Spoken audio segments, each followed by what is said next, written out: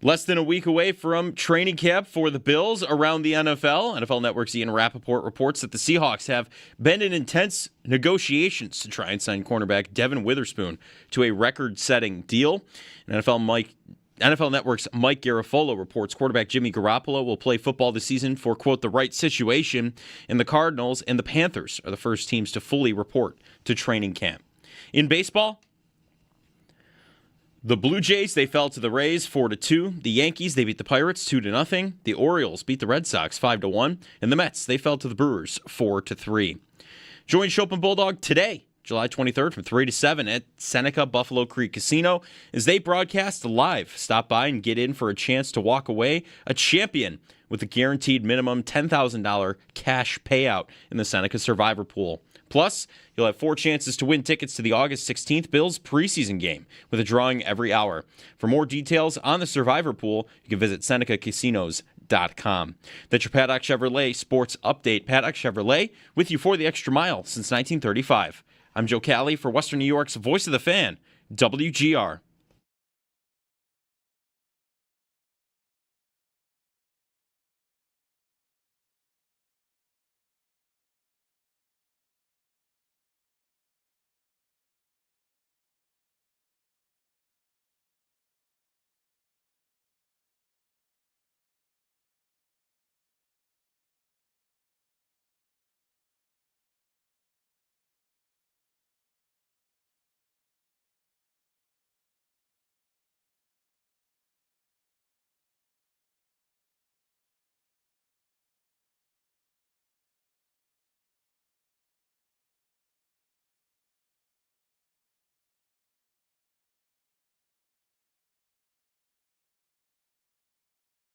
On WGR.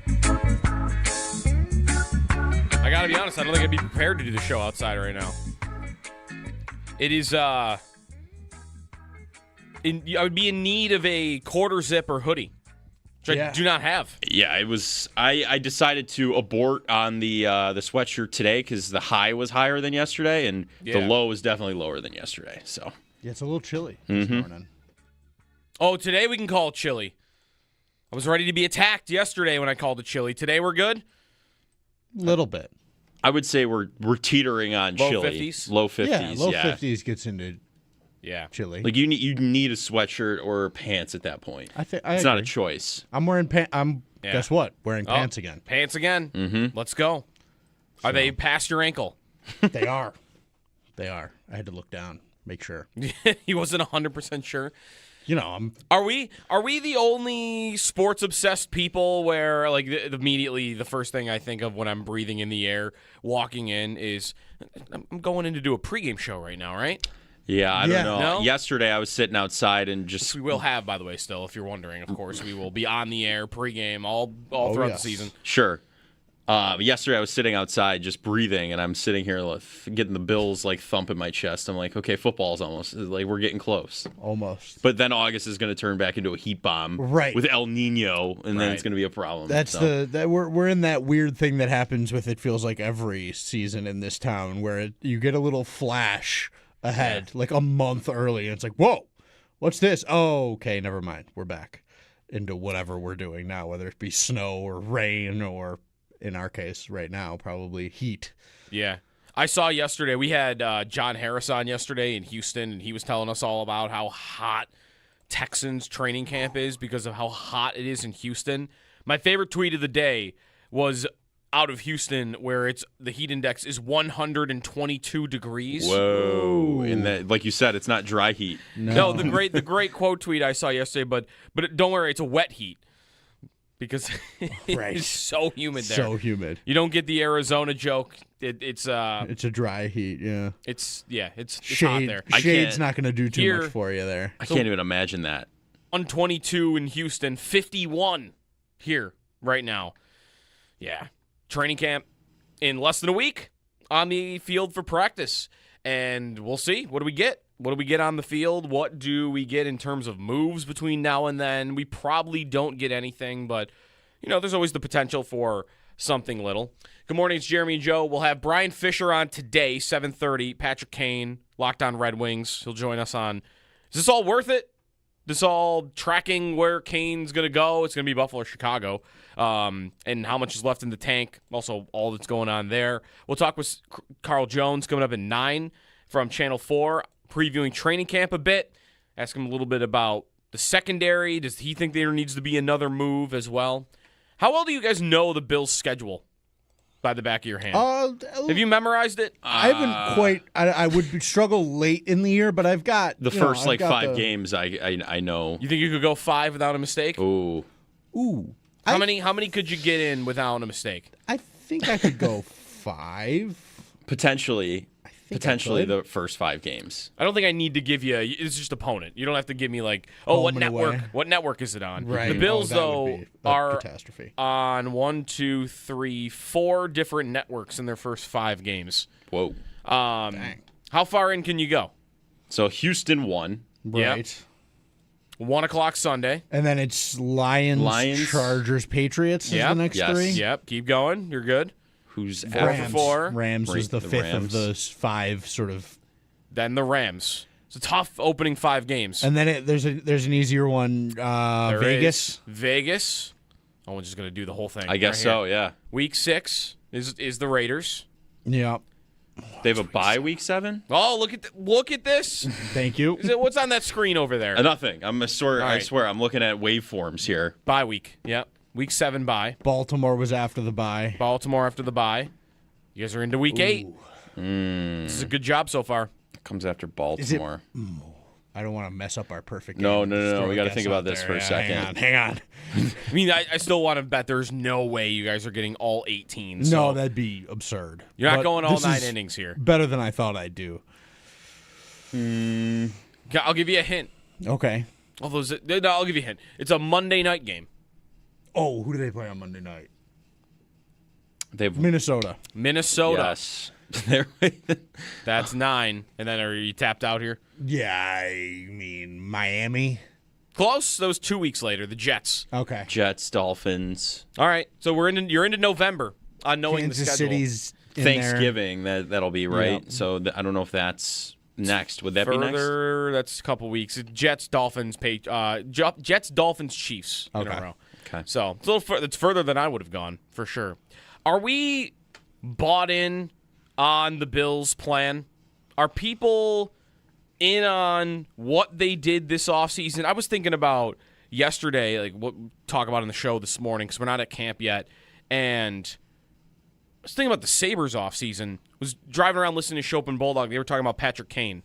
And the Bills season paired against the Bills offseason, I'm not sure fans love either offseason by either team. No, Like, I don't get that Not right sense now at all. Would anybody say right now that they expect either team to be better than they were a year ago? I don't think so. I think you're going to get closer to the Bills on that than you will for the Sabres. I think the Bills added DJ Moore, which is a significant piece to add. That is. To help and the you Sabres, now. the Sabres, I think, subtracted a piece of maybe 2 of that magnitude. And the Bills' changes were the coach and the sort of whole vibe of the thing more than it was the actual team itself. Whereas the Sabres underwent a little bit of surgery, and like they're different, and frankly, on paper, worse.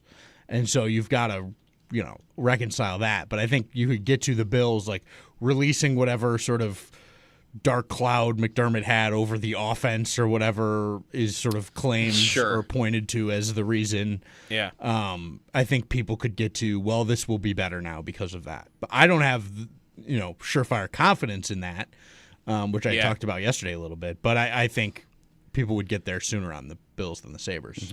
803-0550. Where are you on them? Where are you on the plan that was executed this offseason? Like, do you expect what the Bills have really laid out here to work? And to work means Super Bowl. Like, that is, I think that's what that means. I mean, Yes.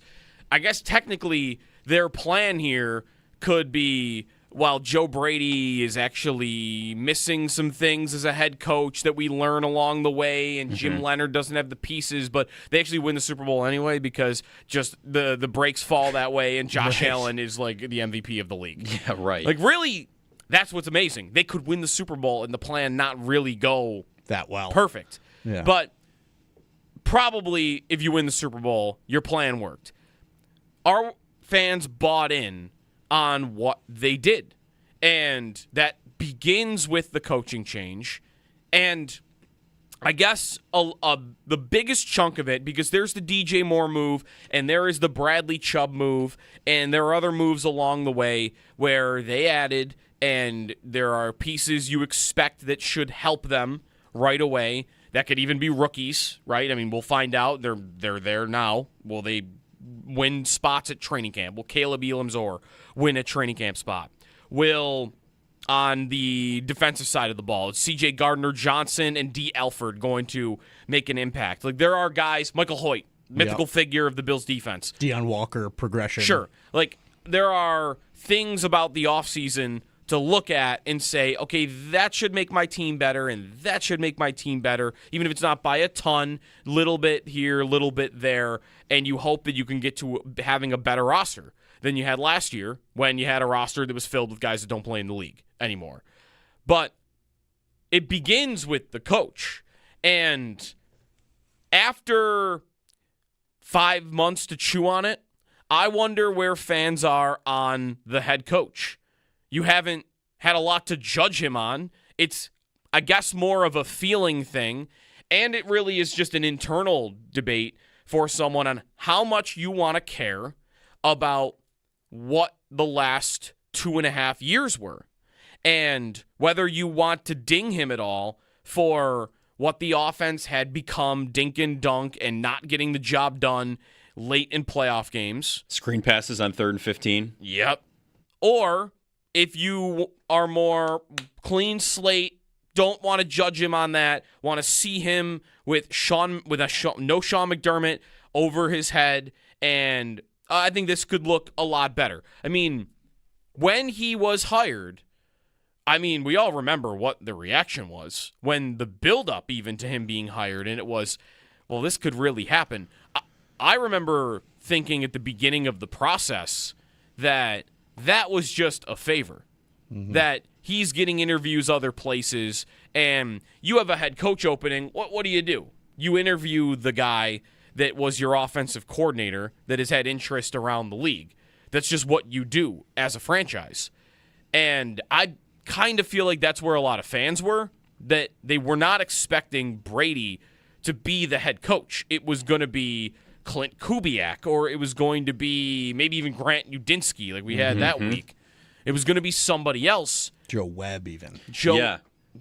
Joe Webb? Or sorry, Davis Webb, not Davis Joe Webb. Webb. I'm like, was Sorry. Joe Webb in the coaching ranks? That would have been crazy. That would have been wild. Yeah. Sorry. He could be coaching somewhere. So it's possible. Let's find But out. even like the prediction markets and stuff had Brady's chances at like 3%. No one Right. thought he was going to be the Bills head coach. And those things are just a reaction to like who people are betting. Yeah, it's the general public's thoughts. That That's would be really exactly what what we're talking about. Mm-hmm. Like, exactly. A lot of people were not thinking he's just going to get promoted. Part of that was what the Bills said. Proverbial playoff wall and not getting over the hump. And okay, wait, they're not gonna hire then the guy who's had drives to win playoff games multiple times in the last couple of years, and it has not gone their way. They're not going to do that. But then it became real, and I've softened on it. I know, like more and more on. Okay, maybe this could look different without McDermott, and some of these stats, like yards, how far you're throwing the ball down the field, and what your offensive build really is, and how much that's really more on your offensive personnel than just the psychology and the ideology of a coach. Right. And I want to be open to it going well. Has everybody done that? Are Bills fans in droves saying, I think this will work with Joe Brady. I think this will work with the pieces they added this offseason, making good moves, but no big whale move. Multiple off seasons in a row where I've been waiting for them to add a Myles Garrett, Max Crosby level player, Trey Hendrickson level player, Micah Parsons level player. They've not done that, but they did add Bradley Chubb, who's good. Yeah. Mm-hmm. So I'm don't want to say I'm bought all the way in, and I don't know that there are. Again, is it a large section of the fan base? Call in that would say, I'm bought in. Like the plan they laid out this offseason that they're trying to go about, I think it's going to work. That's a good question. I know I'm kind of where you're at. I was pretty harshly against the decision, and now I've, like you've said, softened on it, and I'm accepting it, and I'm looking forward to it. I think, though, the whole conversation about are the shackles off and how much McDermott really had over the offense, for me, I think the conversation always was, how much is McDermott drafting? Is he taking all these defensive players early? Blah, blah, blah, right? The offseason, aside from the DJ Moore trade, is identical to what it was with Sean McDermott, right? All right. So realistically, how much has changed since he's left? Not all that much, right? Already, right? Right, not yet. I mean, we'll see on the field, of course, but like indication-wise, I'm already looking at it as I don't think all that much is going to be that much different. You know? I don't know that there's any way for me to get to a better place than I am now, which is not. I'm not in a bad place with them. I said this yesterday. I am leaving room in my expectation for this to go more off the rails than we've seen it since we had Josh and McDermott, because McDermott has been taken out of the equation, and I think that brings more instability than we've seen. And so I'm just leaving room for that to be something we have not really expected to seen from this team with Josh Allen as the quarterback. And so there's that little piece of me, and there's also like, I will not. I can't shake the fact that I think that the logic of the decision-making process to where they got to was flawed to me, and it didn't make a ton of sense to fire McDermott after that year. To me, it did not make the kind of sense that I wanted it to, and they made it make less sense when they talked about it, and so. There's also a part of me that goes like, well, what's the thought process here? What is the sort of long-term path look like, and how does it change if things don't go according to plan here? Because I just feel that there is a wider range of outcomes here, both on the high and the low end for this team because of the change at head coach, and I want to see what that looks like. I need to see what Brady looks like as the guy on the sideline with the headset on, like doing everything. I need to see it before I say I'm fully bought into the plan, because I don't know what it looks like. It's not a coach that's been a coach before in this league. And so when you've got a guy like Josh Allen, which we talked about yesterday, being a guy that the ceiling is not the Super Bowl, it is a dynasty. That is what that guy is capable of. And you have to support him properly and put the pieces in place to have him have the best chance to succeed. And there are parts of this that he needs to pick up and be better at too. Like you mentioned, there have been drives where he has had the chance to win the game a few years in a row here. It's been like the last 3 seasons. And that, as much as it's on Brady as the OC, it's on Josh as the guy throwing the ball around. And so I need to see what this looks like and how it feels, how the temperature changes when the pressure cranks up, because it will. We know it will. That's what happens here, and I need to see that. So I'm in. I get it. I can wrap my head around it. I don't think it was the most logical series of events or actions by the organization, and I think they did a lot to muddy that water with how they spoke about it. And so because of all that, I've got a little bit of me that's I'm a little worried. And I'll admit that. I'm a little worried about them. I don't think they're going to be bad. I think they're going to be fine. But I am a little worried that there is a place they can go that we have not seen them. I also look at the offseason and say, what would I have really wanted them to do that was different? What did you want them to do other than what they actually did. I wanted them to get Myles Garrett, but I don't know that they were capable of getting Myles Garrett given the state of the roster, the state of the salary cap, the state of all of it.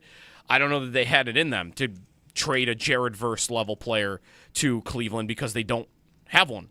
So they would have had to find another way to do it, an extra first-round pick or extra lots of picks and other. I mean, Rousseau's already under contract, so I could say him, but it's different than Verse, who didn't have the big money at the time. So I don't know. Like I could have said that. You could have said I wanted Clint Kubiak to be the head coach. I guess that is the place that I look back and say Brady was not the move I wanted them to make or even expected them to make, but I'm trying to remember what I really wanted them to do, because this coaching class that's coming in, who are you really excited about in the league? There wasn't a Ben Johnson going to Chicago this cycle. That was last year. You could say Kubiak, and even him, I remember being a little bit back and forth because it was one spectacular year in Seattle, and you actually had a little bit of up and down before that, but he came from the right coaching tree that you like, and the way that, Shanahan's and McVay's are building their offenses. He came from that sort of realm. You like that part of it. So you could say Kubiak. I remember starting to fall in love with the Udinsky idea, but what would have been different about that from where we are with Brady, I guess? Right. I mean, we were seeing if his dad was following the Bills at one point. We were really starting to fall for that idea, truthfully. Udinsky's, that's right. I feel like that's part of my getting to a slightly better place with Brady as the coach is like, what did I want them to do? Just like you said, I wanted them to get a forward-thinking, offensive, young coach. You wanted him to kind of flip to the other side of the coin, if you will. And that's Brady. That is what Brady is. It's just Brady also comes with the baggage of what has happened here and what they claim to be the reason they fired the other guy. He's here too for all of that.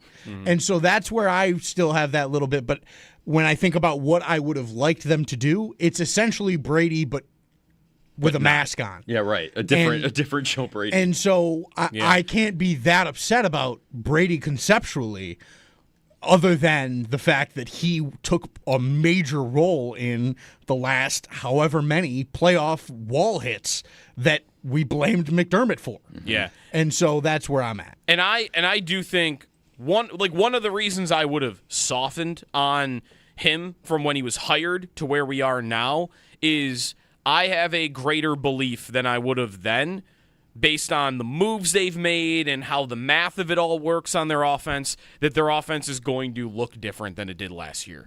If you told me right now it won't, and everything's going to be dink and dunk, and they're going to basically hide Josh Allen until the playoffs and not ask him to do too much, and we're going to run the ball, and throw screens to Shakir, and that's going to be the core of our offense, then I would tell you that I'm worried about what their plan is going forward. But when you add DJ Moore, and I have my fingers crossed that I can get a Dalton Kincaid season where he plays anything more than what he did last year, I'm going to be throwing the ball more.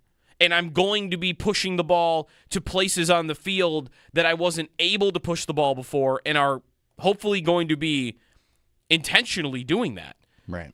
That it's not even just going to be like bombs down the field. I'm not talking just rainbows to DJ Moore 50 yards down the field, but it'll be him 15 yards running an in. Across. Yeah. And on 3rd and 8, not having my play be a screen to Shakir to set up 4th and 2. Yeah. To actually have a 3rd and 8 where I'm going to take 2 shots at this. I'm going to take 2 10 to 15-yard pass plays, and I'm going to go for it that way. The Bills have not done that. But I think that probably has been more about their personnel than the coach. The more you look at Brady and that piece of it, like what will look different, it's not just that. It's not just what they've done, the guys they've brought in, but it also is his pre-Buffalo background. It is hard for me to believe that there isn't that guy in there still that coached Jamar Chase and Justin Jefferson, and Even DJ Moore in Carolina, look at the yardage he had to start. Going to get to that too. DJ Moore and Robbie Anderson and Curtis Samuel in his prime in Carolina without even a good quarterback. He had the couple of offenses he had been a part of before that were successful were not the offenses he's run at all. Like he would have to know the value of when you have an offense that can get big chunks and will scare defenses because you can get big chunk plays. What that can do for you, he had that before. That didn't go away. He didn't forget about those teams. This Bills team is not going to be the receiving core of that LSU team, or even probably as good as what Carolina was that year. But I think he will want or have a motivation to have an offense like that, and I think their actions this offseason say that they wanted to have a more diverse offense that wasn't as around the line of scrimmage as it was last year. 803-0550 is the phone number. Do you expect the Bills' plan to work? McDermott out, Brady in, Jim Leonard in, more aggressive defense, that part of it, DJ Moore, Bradley Chubb. That's basically been their plan here in execution in the last 6 months, and now we start to get to see little clues about whether or not it's going to work or what it's going to look like when camp opens in 6 days, when they get on the field for camp in 6 days. We will talk all about training camp with Carl Jones later in the show. We got plenty of time for your phone calls at 803-0550. Brian Fisher on Patrick Kane coming up at 7:30. It's Jeremy Jobe. Jeremy off today. This is WGR.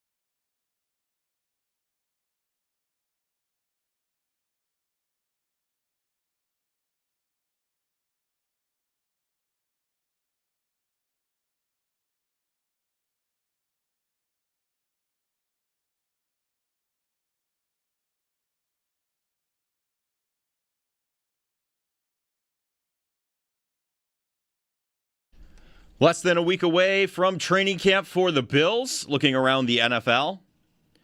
NFL Network's Ian Rappaport reports that the Seahawks have been in intense negotiations to try and sign cornerback Devin Witherspoon to a record-setting deal. NFL Network's Mike Garafolo reports that quarterback Jimmy Garoppolo will play football this season for, quote, the right situation. And the Cardinals and Panthers are the first teams to fully report to training camp. In baseball, the Blue Jays, they fell to the Rays 4-2. The Yankees beat the Pirates 2-0. The Orioles beat the Red Sox 5-1. And the Mets, they fell to the Brewers 4-3.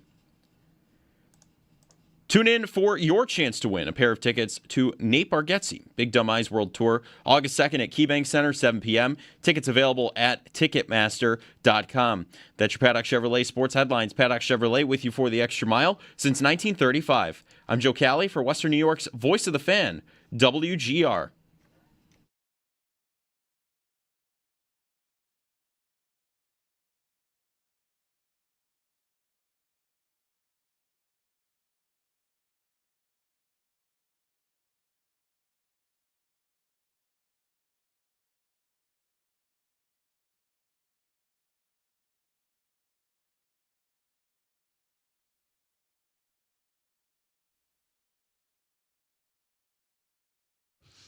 I don't know, folks. A lot of things are lining up. So my overall take on Josh Allen, I think I said last year that the Super Bowl window was closed. I think Josh Allen's got to leave Buffalo to win a Super Bowl. The same way we saw Matt Stafford, really good quarterback in Detroit, didn't get to the playoffs as often because he never had the supporting cast. And then you put Stafford with the Rams and boom, Super Bowl. Can you imagine Josh Allen winning a Super Bowl in Buffalo? He doesn't have the infrastructure. That is Jason McIntyre. You know, I just want to prepare everybody. Because here and there, I'll see some social media nonsense where someone has photoshopped Allen into a Rams uniform. That is going to happen more than you want it to the day Matthew Stafford retires if Josh Allen has not won a Super Bowl. Or at least been to one. If they've been to one and they got really close, then that'll kill it. But that right there, which is infuriating to listen to, is going to happen tenfold the day Matthew Stafford retires. It's absolutely going to be, Allen and his wife that is in Hollywood are going to move to L.A., and he's going to join Sean McVay, McVay's next Stafford trade. That's going to happen. He's from California, right? I have zero worry at all about him ever actually leaving this team.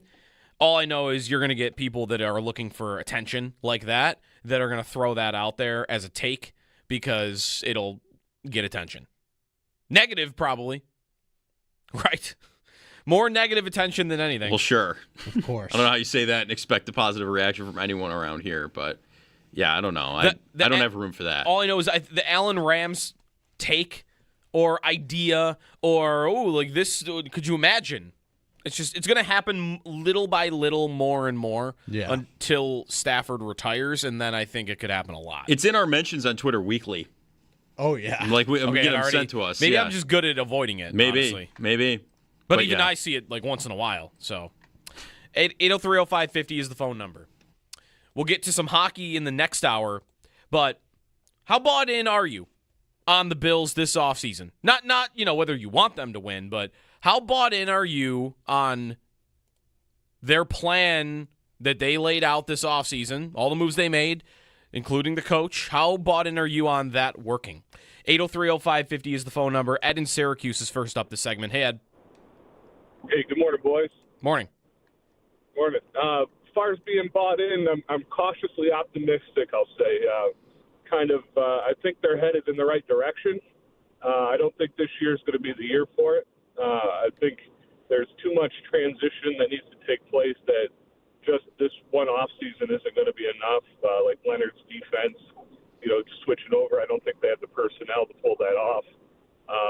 I'm hoping with Brady having nobody over top of him and being able to run the offense how he wants to, more, but they still need some pieces to do that as well. I think, at the end of last season, I felt like there needed to be a change. I'm not sure that McDermott was the guy I would have chose to change, but I'm very sure that the organization didn't handle his transition, him being let go, in the respect that I think for what he did for the organization, the city, the fan base, he deserved more. He deserved better than what he got from that. Yeah. I think he reached his peak probably with the team, with either the GM where they're at or however it went. And I think I'm hoping, I guess, maybe the younger Joe Brady will be able to kind of instill some of that new NFL into the team. But, so McDermott, I love him. And my biggest worry for him is the Jets fire Aaron Glenn after the season, and he's in our division. I have thought about that too, as an outcome for him. I would want to think he would not go work for that organization and owner because I guess he could. I mean, he values stability and values culture, and he would be going to the worst place in the league for that. Right. But when he took over the Bills, they maybe were the worst team in the league at that. Yes, Sure, that's true. Although that's a first job. Right. You got to kind of take whatever you can get when you're in that Yeah. position versus a guy that had a job for 9 years. So that might help. Yeah. But I could also see him being like, oh, I can fix that.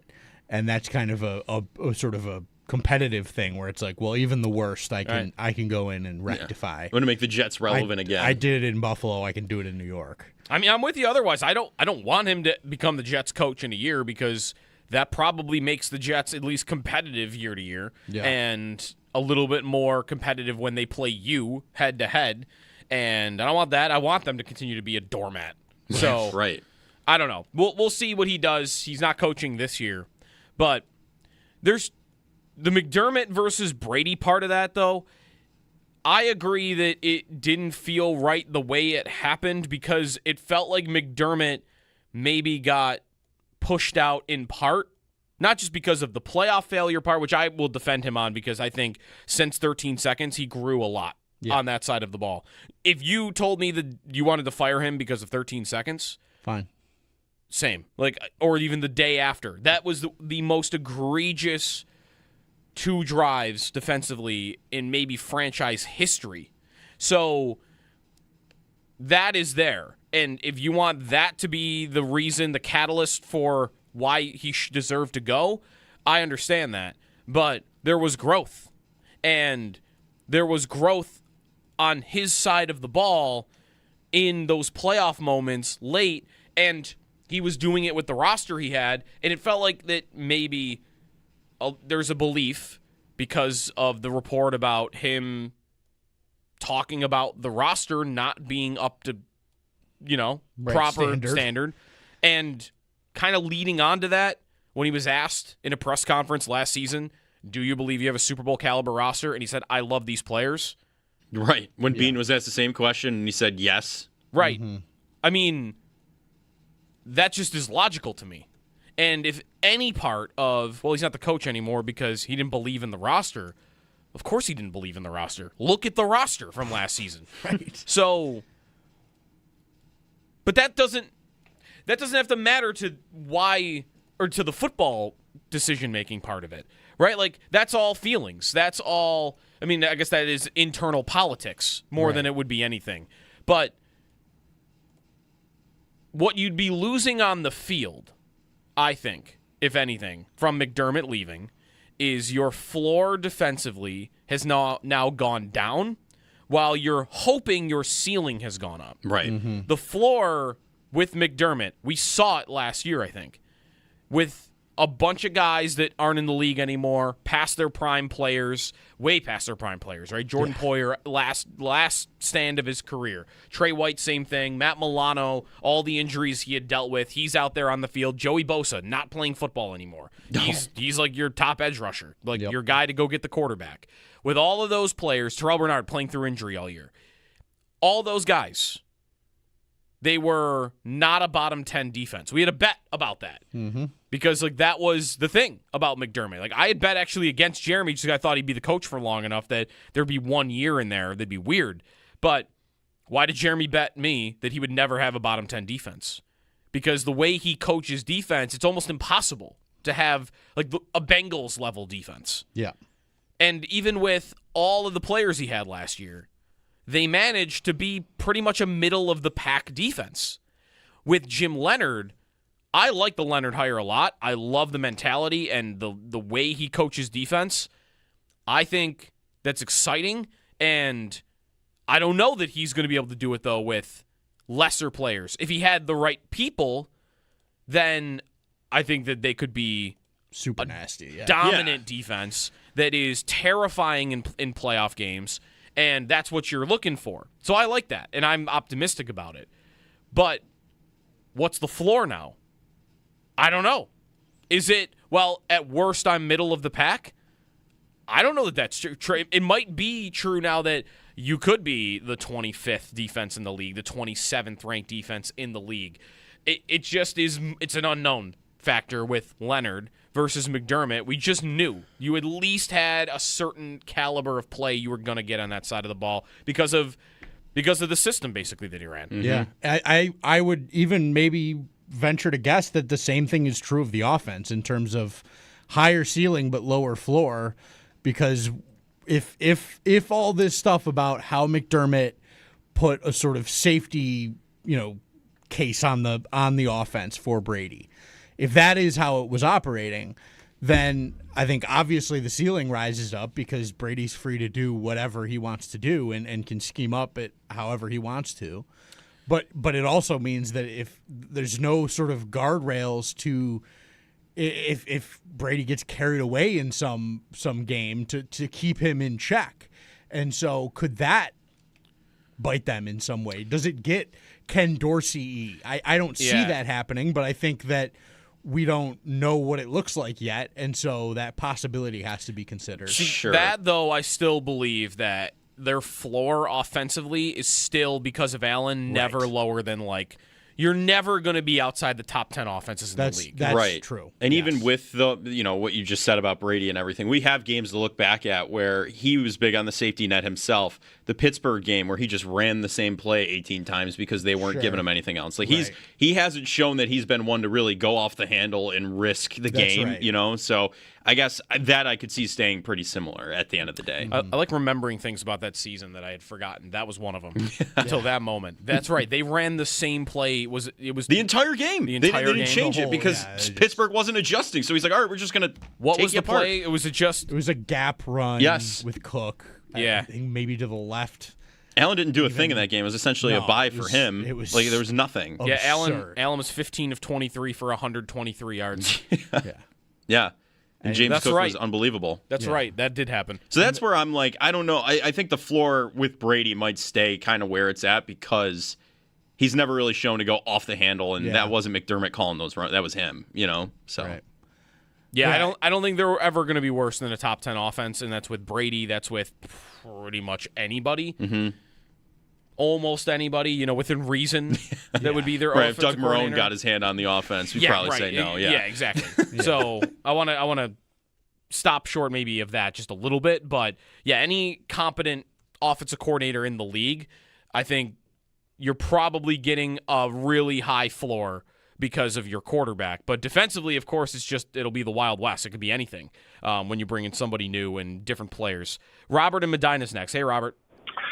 Yes, how you doing? My question is about Joe Brady and Josh Allen. I remember hearing a press conference where they talked about getting Josh Allen's opinion, and I was just wondering what your guys' thoughts are on Josh Allen's influence on hiring Joe Brady. It's Joe Brady and Josh Allen. Are they tight?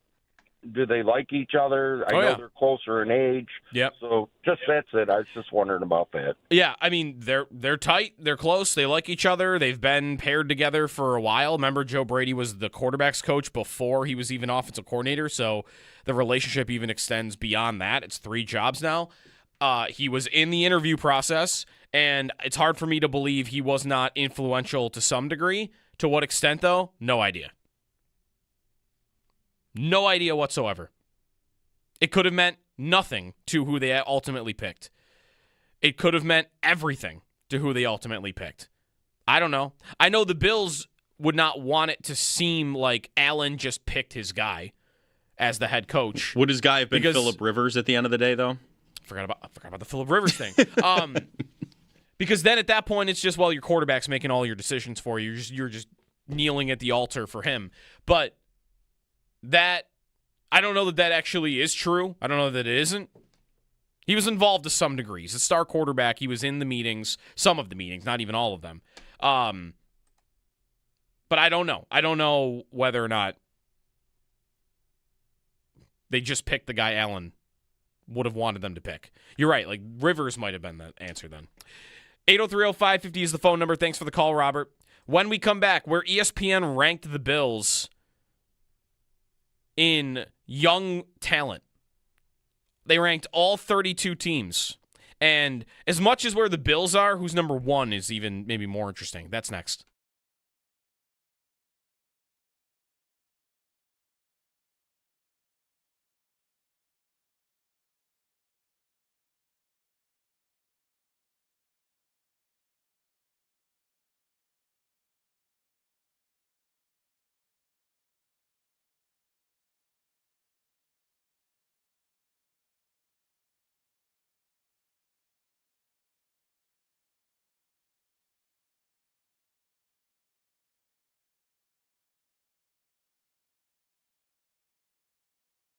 Bought in on the Bills' plan? Are people in on what they did this offseason? I was thinking about yesterday, like what talk about on the show this morning, because we're not at camp yet, and I was thinking about the Sabres offseason. Was driving around listening to Chopin Bulldog. They were talking about Patrick Kane, and the Bills season paired against the Bills offseason. I'm not sure fans love either offseason by either team. No, Like, I don't get that not sense right now at all. Would anybody say right now that they expect either team to be better than they were a year ago? Ooh. I don't think so. I think you're going to get closer to the Bills on that than you will for the Sabres. I think the Bills added DJ Moore, which is a significant piece to add. That is. To help the you Sabres, now. the Sabres, I think, subtracted a piece of maybe two of that magnitude. Right. And the Bills' changes were the coach and the sort of whole vibe of the thing more than it was the actual team itself. Whereas the Sabres underwent a little bit of surgery, and like they're different, and frankly, on paper, worse. And so you've got to, reconcile that. But I think you could get to the Bills like releasing whatever sort of dark cloud McDermott had over the offense or whatever is sort of claimed Sure. or pointed to as the reason. Yeah. I think people could get to, well, this will be better now because of that. But I don't have, surefire confidence in that, which I talked about yesterday a little bit. But I think people would get there sooner on the Bills than the Sabres. Mm-hmm. 803-0550. Where are you on them? Where are you on the plan that was executed this offseason? Like, do you expect what the Bills have really laid out here to work? And to work means Super Bowl. Like, that is, I think that's what that means.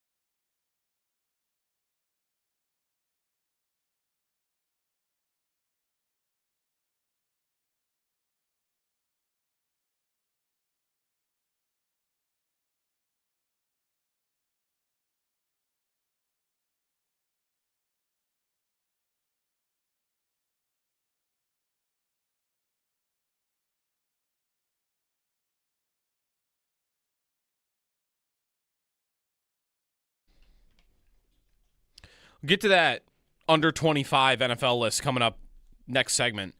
But we talked about the Odyssey fact of the day, maybe.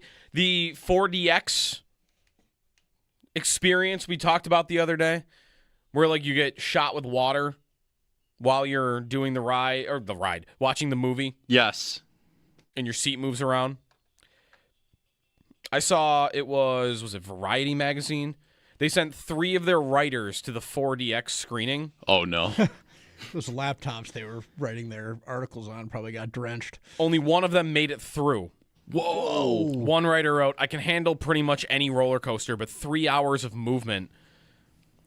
I began getting nauseous about halfway through. My stomach couldn't handle the thought of experiencing the crazy water scenes that I knew were coming closer to the end of the film. Oh, no. Oof. So it's real.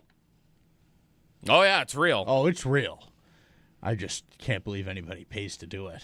Right, like a roller, if that gets compared to roller coasters are a minute, Yeah. Right. 90 seconds. This is 3 hours. It's an odyssey. Yeah, that sucks. It's an odyssey. Got him. We have our plan in place We sure do. next Wednesday. Exciting. I'm very excited. I'm very excited about it. I know every time I see anything come across my feed, Odyssey related. When we come back, where do the Bills rank an under 25 talent at ESPN, and who is at number 1 that is meaningful to who you're going to be dealing with over the next couple of years? That's next. Bought in on the Bills' plan? Are people in on what they did this offseason? I was thinking about yesterday, like what we talk about on the show this morning, because we're not at camp yet, and I was thinking about the Sabres offseason. I was driving around listening to Chopin Bulldog. They were talking about Patrick Kane, and the Bills season paired against the Bills offseason. I'm not sure fans love either offseason by either team. No, Like, I don't get that Not right sense now at all. Would anybody say right now that they expect either team to be better than they were a year ago? Ooh. I don't think so. I think you're going to get closer to the Bills on that than you will for the Sabres. I think the Bills added DJ Moore, which is a significant piece to add. That is. To help and the you Sabres, now. the Sabres, I think, subtracted a piece of maybe 2 of that magnitude. Right. And the Bills' changes were the coach and the sort of whole vibe of the thing more than it was the actual team itself. Whereas the Sabres underwent a little bit of surgery, and like they're different, and frankly, on paper, worse. And so you've got to, reconcile that. But I think you could get to the Bills like releasing whatever sort of dark cloud McDermott had over the offense or whatever is sort of claimed Sure. or pointed to as the reason. Yeah. I think people could get to, well, this will be better now because of that. But I don't have, surefire confidence in that, which I talked about yesterday a little bit. But I think people would get there sooner on the Bills than the Sabres. Mm-hmm. 803-0550. Where are you on them? Where are you on the plan that was executed this offseason? Like, do you expect what the Bills have really laid out here to work? And to work means Super Bowl. Like, that is, I think that's what that means. I mean,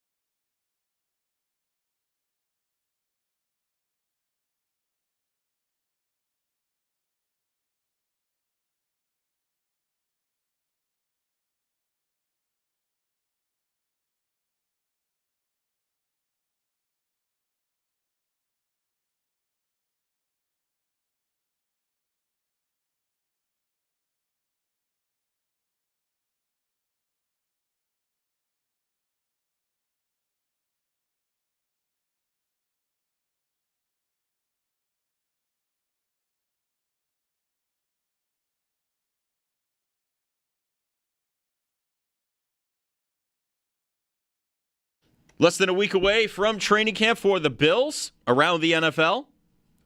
NFL Network's Ian Rappaport reports that the Seahawks have been in intense negotiations to try and sign cornerback Devin Witherspoon to a record-setting deal. NFL Network's Mike Garafolo reports quarterback Jimmy Garoppolo will play football this season for, quote, the right situation, and the Cardinals and Panthers are the first teams to fully report to training camp. In baseball, the Blue Jays, they fell to the Rays 4-2. The Yankees beat the Pirates 2-0. The Orioles, they beat the Red Sox 5-1. And the Mets, they fell to the Brewers 4-3. You can listen all week for your chance to win a pair of tickets to see Tim McGraw at Darien Lake Amphitheater on Saturday, August 1st, courtesy of Live Nation. Tickets are on sale at Ticketmaster.com. That's your Paddock Chevrolet Sports Update. Paddock Chevrolet with you for the extra mile since 1935. I'm Joe Cali for Western New York's Voice of the Fan, WGR.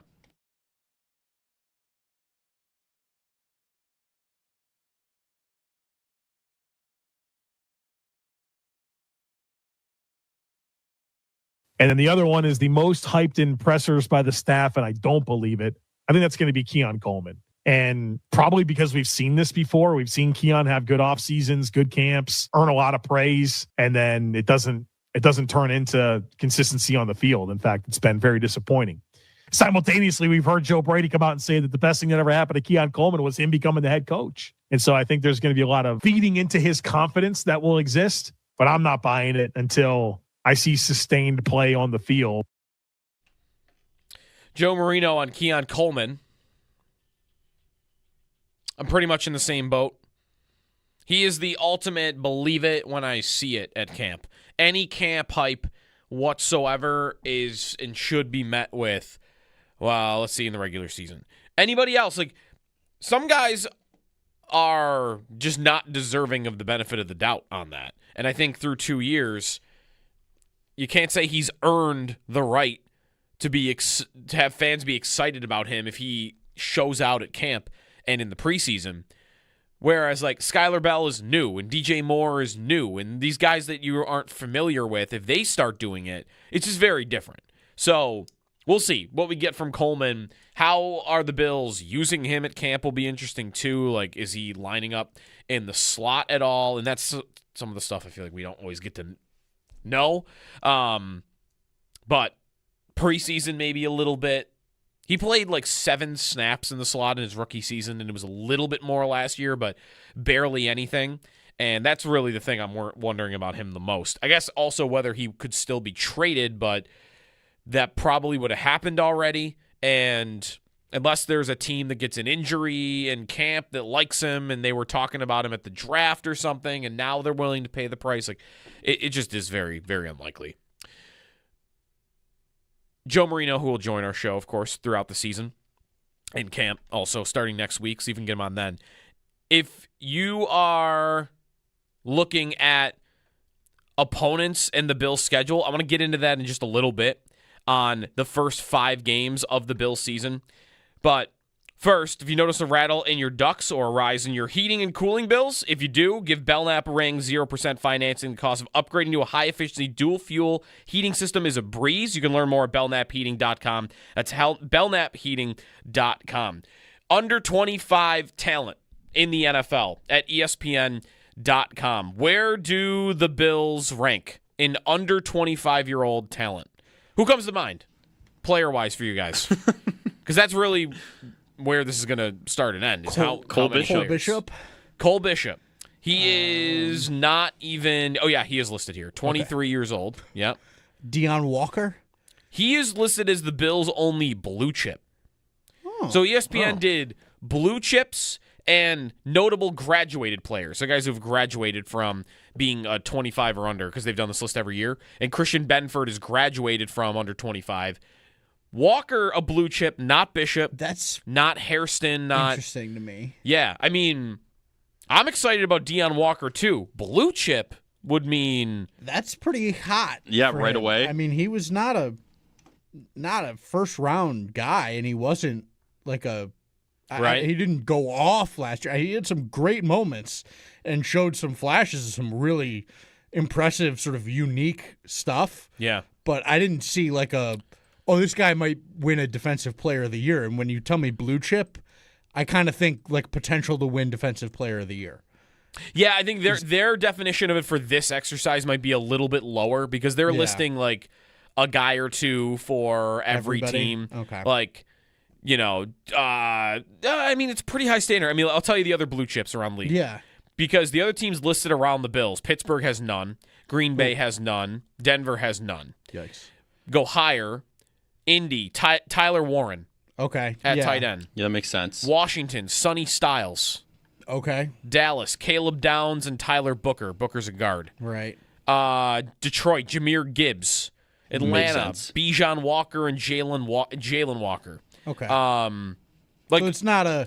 these are pretty good players. Yeah, I would admit that. I feel like he's ranked up there. He was taken after T.J. Sanders too, even for draft capital wise. So Right. he was later.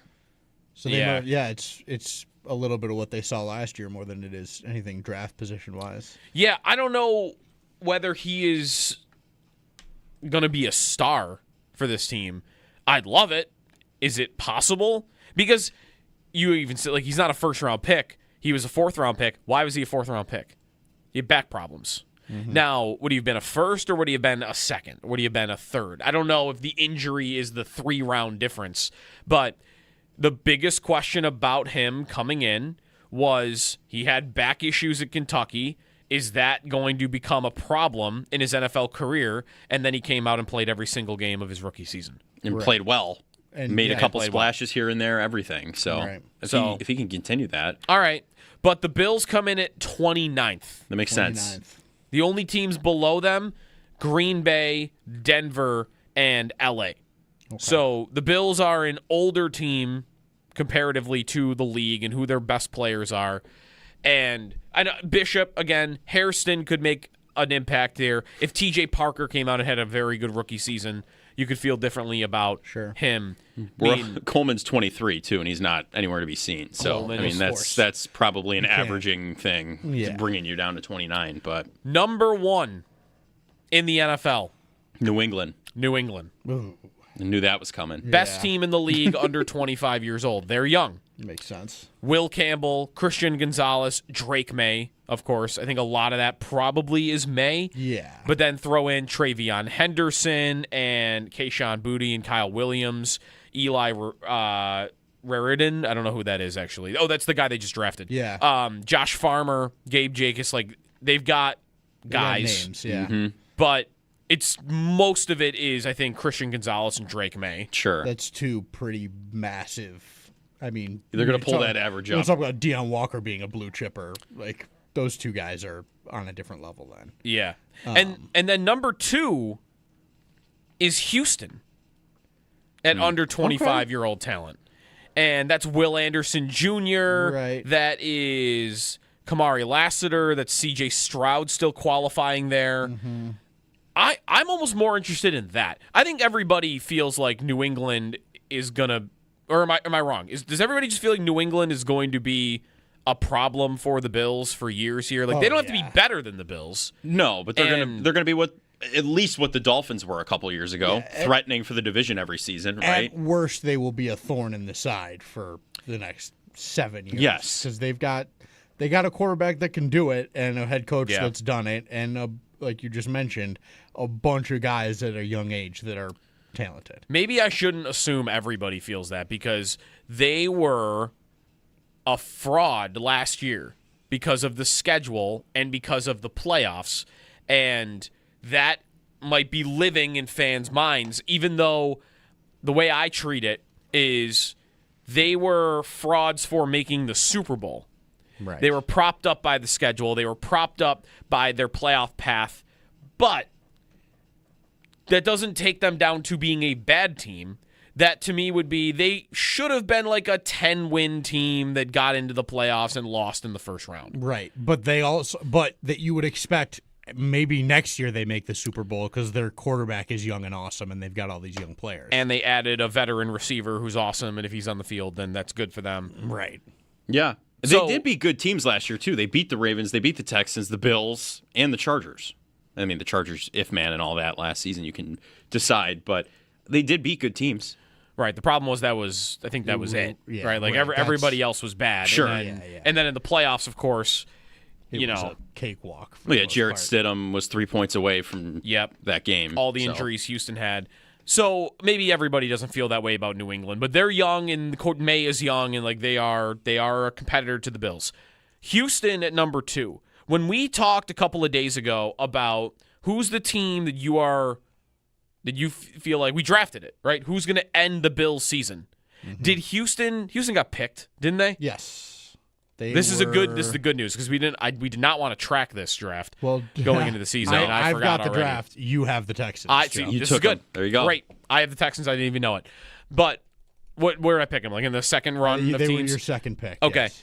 The Texans didn't come up a lot during that conversation on Tuesday. And yesterday we had John Harris on. I saw Nate Tice from Yahoo say he would pick the Texans right now to win the AFC. And I saw Aaron Schatz in his DVOA model had Houston as the most wins in the AFC this year. So when it is, hey, the Bills and making the Super Bowl is the standard and jumping from where you've been in the divisional round or even in the AFC Championship to, I got to win the AFC. I got to get the 1 seed, which I have still not done. How much does Houston play into that? The Texans are a team with an elite unit on one side of the ball that has given the Bills fits in back-to-back seasons. They have not won in Houston, obviously, in a very long time, but you don't have to count all of that. I mean, the 2019 playoff game doesn't matter to this because it's a very different football team. Houston, the Bills, it's 7 years ago. And Houston was then an offense that could throw the ball all around, and their defense was not perfect. Now it is, the defense might be even historically good, and I just got to see if that offense is any better because that's a test for Joe Brady right away in week 1, and it could be again come playoff time. That was, I think, the test he failed more than any last season. There's not many games that I think of for that was the game where Brady just didn't have the right game plan, and that's why they lost the football game. I'm not sure there even is another one. There were games that I would have had problems with the offense, but last season, when the Bills played the Texans, they could not handle the pass rush, and yes, their tackles both got injured in that game, but also they never brought in the cavalry. They never helped those guys out. And Allen was getting hit and running around, and they needed a hook and ladder on a miracle play at the end of the game just to have a chance to win the football game. Was that who? That was not C.J. Stroud quarterback, and that was Davis Mills, if I'm not mistaken. That's right. Yep. So that was even Mills. worse, 23-19. Davis Mills was the quarterback, and he didn't do a ton. I mean, they scored 23 points, but he had 153 yards on 30 attempts. Yeah. It was Woody Marks, the running back, that really ate the Bills up that game. Even him, I mean, 16 for 74. Oh, yeah, not that bad, actually, yeah. Like, nothing really happened for them on offense. Maybe I'm remembering it worse. They won that game. There also was the year before, which is also a bad loss. Remember Allen trying to chuck the ball deep to Matt Collins on his own goal line? Yeah. Like, Houston, those games have not gone well for the Bills. And are they a problem that they need to solve, that needs to be a priority for them to solve because they should be expected to be that good?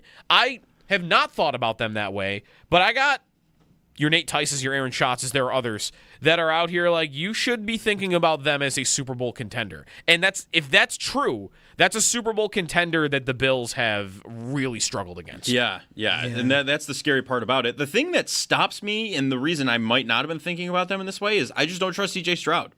I think you need a quarterback. The defense can only get you so far, as we saw with them last year. I don't think C.J. Stroud has had a great quarterback season since what? His rookie season where he kind of impressed everybody? Yeah. And then it's been downhill ever since.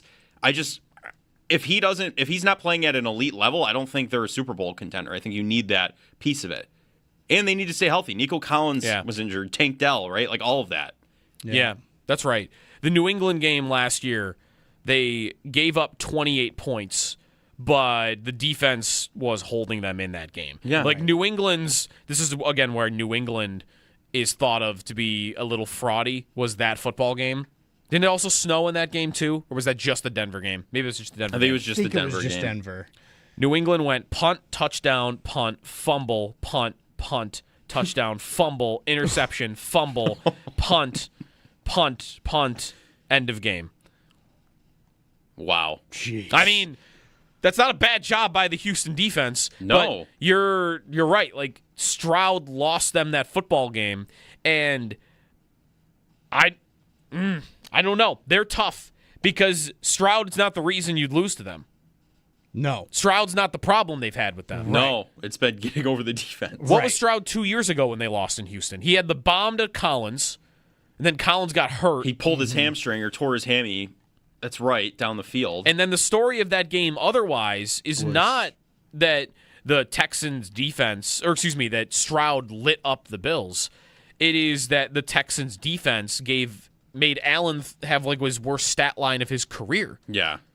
Like 9 of 30, I think was the stat line. It was terrible. It was horrific. Although I guess Stroud did throw for 331 in that game. He But did. Diggs was a player in that game, I remember, because that was before his injury and all that. That's Diggs for Houston. Yeah, Diggs for Houston. Yeah. But yeah, that game was just what coach wanted to lose the game more at that point. The way the play calling was at the end, I feel like. But you're right. It's just it never has been C.J. Stroud giving the Bills any issues. It's always the defense, and the defense just looks like it's going to keep getting better. Their drives from that game, Houston's did not really go all that well. That's also the game I remember Sean McDermott getting caught in mouth on the broadcast. He's like frustrated walking up the sidelines, saying we should be going for the first down. He said that. It was after I think Allen went deep for like the second consecutive play from his own goal line, and then of course they lose on a really long field goal, 59 yards at the end of the game. So I just noticed Houston there, number 2 young talent and a defense the Bills have not solved. And a coach, by the way, that I think is also a stud. I think he's pretty good at what he does over there, and clearly that defense respects the ever-loving blank out of that guy. Yeah. And I think that's probably a big part of their future. Like, he feels a little bit McDermott-y to me, but maybe even tuned up another level of intensity. And I would agree. Just all around, because he played in the league, so there's maybe a little more of that automatic respect factor that he gets. Almost like a Vrabel situation. Vrabel. Yeah, absolutely. Yeah. Vrabel is absolutely the name to comp to. I guess what I'm getting to is why aren't they just the Bills' biggest threat?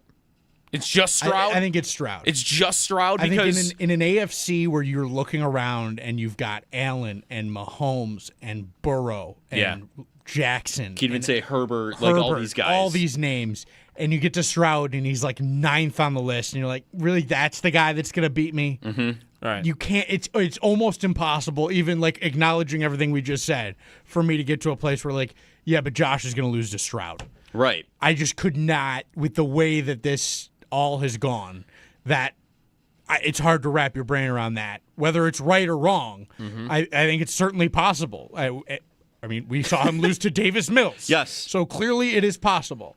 But I think people have a block where it's he's not one of the guys. Well, we talked about Bryce Young yesterday and how he's just not great at anything. He's fine at everything. Is that not C.J. Stroud, but maybe a little better at everything? Right, that he doesn't have he's the not elite, prolific the in one elite trait. category. Yeah, He's not like a runner necessarily. He doesn't have a bomb. He's got a pretty good arm. he's got a good arm, But he's not He's got a big arm, but bigger than Young. He's not going to take a game over for them though, these other quarterbacks. His rookie year was extremely impressive. Right. His second season was a major disappointment for them. And that might be where we're getting a little bit of this too, where it's we've got a lot of last year Stroud in our brain. If Stroud did what he did his rookie year last year and they had the exact same season, 12-5, whatever, Ryan still looks awesome, that defense is great, and Stroud looks how he did his rookie year, I think we've got no problem putting them in this conversation. Sure. I think the fact that Stroud had he went from rookie of the year, this guy's going to be a stud, AFC. He's in that conversation of all those guys I just listed. Instead, he went to this is a Bryce Young guy. And that's it's almost major, cascading, major right? dip. Yeah. Yeah. And to me, if he had anywhere remotely close to his rookie season last year, they'd be firmly I might be the most scared of them at this point. But because Stroud, to me, is such a wild card, you flip a coin and see what you get. I don't have them, right at the front of my brain as much as I would. They also, though, might be the only one of the big AFC contenders that you could say has an elite defense. Yep. I wouldn't say that about the Bills. I wouldn't say that about New England. Mm-mm. I don't think I'd say it about Kansas City or Baltimore right now.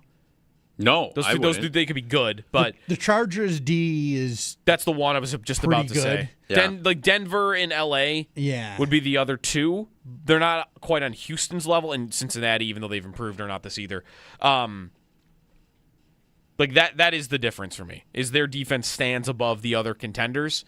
But yeah, I wanna respect the point about like your quarterback is going to have to matter at some point, and you can't hide him forever, which is not what they're trying to do. They're trying to get better play out of him, which is why they would like to pay him, I'm sure, down the road, but they won't until he gets better play. So. Well, why do the Chargers immediately get more? They're like the same record, right? They don't do anything insane. They 12-5 everything. It's because of Justin Herbert. It's Herbert, and now it's McDaniel and everything like that. But like Herbert adds a lot of juice to that offense in talking about it, where Stroud doesn't right now.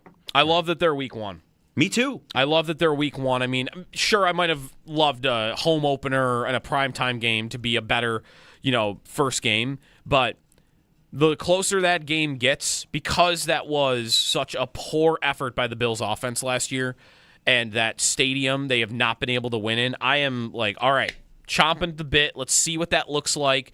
Because if we're trying to figure out, back to our conversation from last hour, like, is this plan of theirs going to work? Is Joe Brady going to be better? Is it going to be any different than he has been running this offense in the last 2 years? What better way to find out than the defense he struggled the most against? And sure, it could go horribly wrong, and then we all feel terrible on the Monday after. But what would build up more confidence in the whole fan base for what this coach is going to do going forward and what the offensive build now is than if they are able to go there to Houston and look good against that defense? Yeah, I mean, it's the biggest vote of confidence you could get. There's right? nothing else. There's nothing in the league, I think, that would give you more in a week one than that game. And that's what we get right away. I don't know that there's a game since they've been what they are now that will make people, outside of playoffs, obviously, more upset or excited about the team. Yep. Whatever happens in Houston, people will be fired up on the phone on Monday morning because they're going to be either, oh my gosh, it worked, we're in, and like Brady is the new Belichick and we're going, or they lose and it's, oh no, what have we done? Right. And it's all falling apart. Whatever happens on that Monday is going to be that. Yeah, the interesting thing about that, too, just another layer, is they're not going to have any tape on this Bills defense. They have no idea what's coming at them. So it's a little advantage for the Bills there, I guess, because you've seen them. 803-0550 is the phone number. When we come back, we will switch gears for just a little bit on Patrick Kane, and he is making a decision, Buffalo, Chicago, the fit, and what's left in the tank. We'll talk with Brian Fisher of Locked On Red Wings coming back, who's watched, he covers the team, all of his games in the last 3 seasons, and we'll ask him, like, is this all worth it, and what the fit might look like in Buffalo if he were to sign. That's next on WGR. Bought in on the Bills' plan? Are people in on what they did this offseason? I was thinking about yesterday, like what we talk about on the show this morning, because we're not at camp yet, and I was thinking about the Sabres offseason. Was driving around listening to Chopin Bulldog. They were talking about Patrick Kane. And the Bills season paired against the Bills offseason, I'm not sure fans love either offseason by either team. No, I don't get that not sense right now at all. Would anybody say right now that they expect either team to be better than they were a year ago? Ooh. I don't think so. I think you're going to get closer to the Bills on that than you will for the Sabres. I think the Bills added DJ Moore, which is a significant piece to add. That is. To help the you Sabres, now. the Sabres, I think, subtracted a piece of maybe two of that magnitude, and the Bills' changes were the coach and the sort of whole vibe of the thing more than it was the actual team itself. Whereas the Sabres underwent a little bit of surgery, and like they're different, and frankly, on paper, worse. And so you've got to, reconcile that. But I think you could get to the Bills like releasing whatever sort of dark cloud McDermott had over the offense or whatever is sort of claimed or pointed to as the reason. Yeah. I think people could get to, well, this will be better now because of that. But I don't have, surefire confidence in that, which I talked about yesterday a little bit. But I think people would get there sooner on the Bills than the Sabres. 803-0550. Where are you on them? Where are you on the plan that was executed this offseason? Like, do you expect what the Bills have really laid out here to work? And to work means Super Bowl. Like, that is, I think that's what that means. I mean,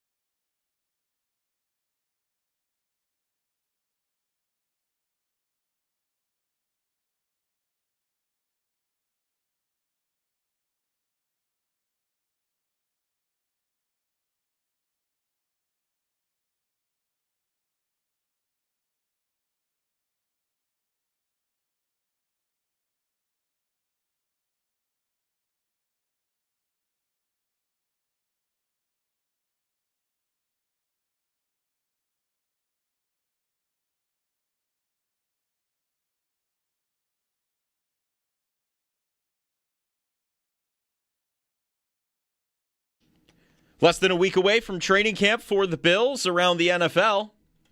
NFL Network's Ian Rappaport reports that the Seahawks have been in intense negotiations to try and sign cornerback Devin Witherspoon to a record-setting deal. NFL Network's Mike Garafolo reports quarterback Jimmy Garoppolo will play football this season for, quote, the right situation, and the Cardinals and Panthers are the first teams to fully report to training camp. In baseball, the Blue Jays, they fell to the Rays 4-2. The Yankees beat the Pirates 2-0. The Orioles, they beat the Red Sox 5-1. And the Mets fell to the Brewers 4-3. Those are your Paddock Chevrolet sports headlines. Paddock Chevrolet, with you for the extra mile since 1935. I'm Joe Cali for Western New York's Voice of the Fan, WGR.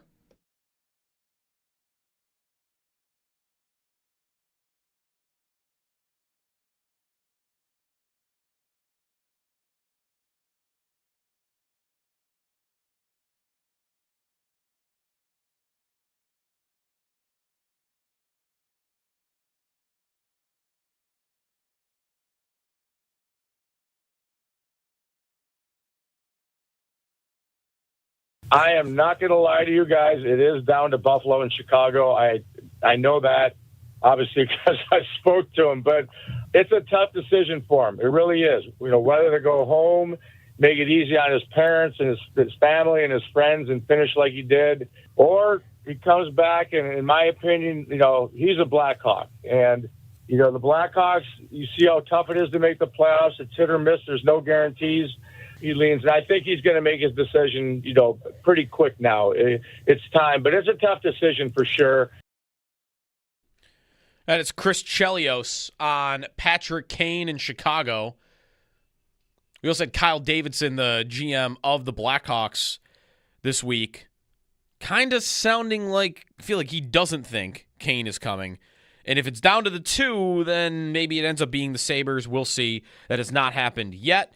And the Sabres also have a logjam at forward, so it feels like maybe another trade would have to happen first. There's a lot of pieces to it.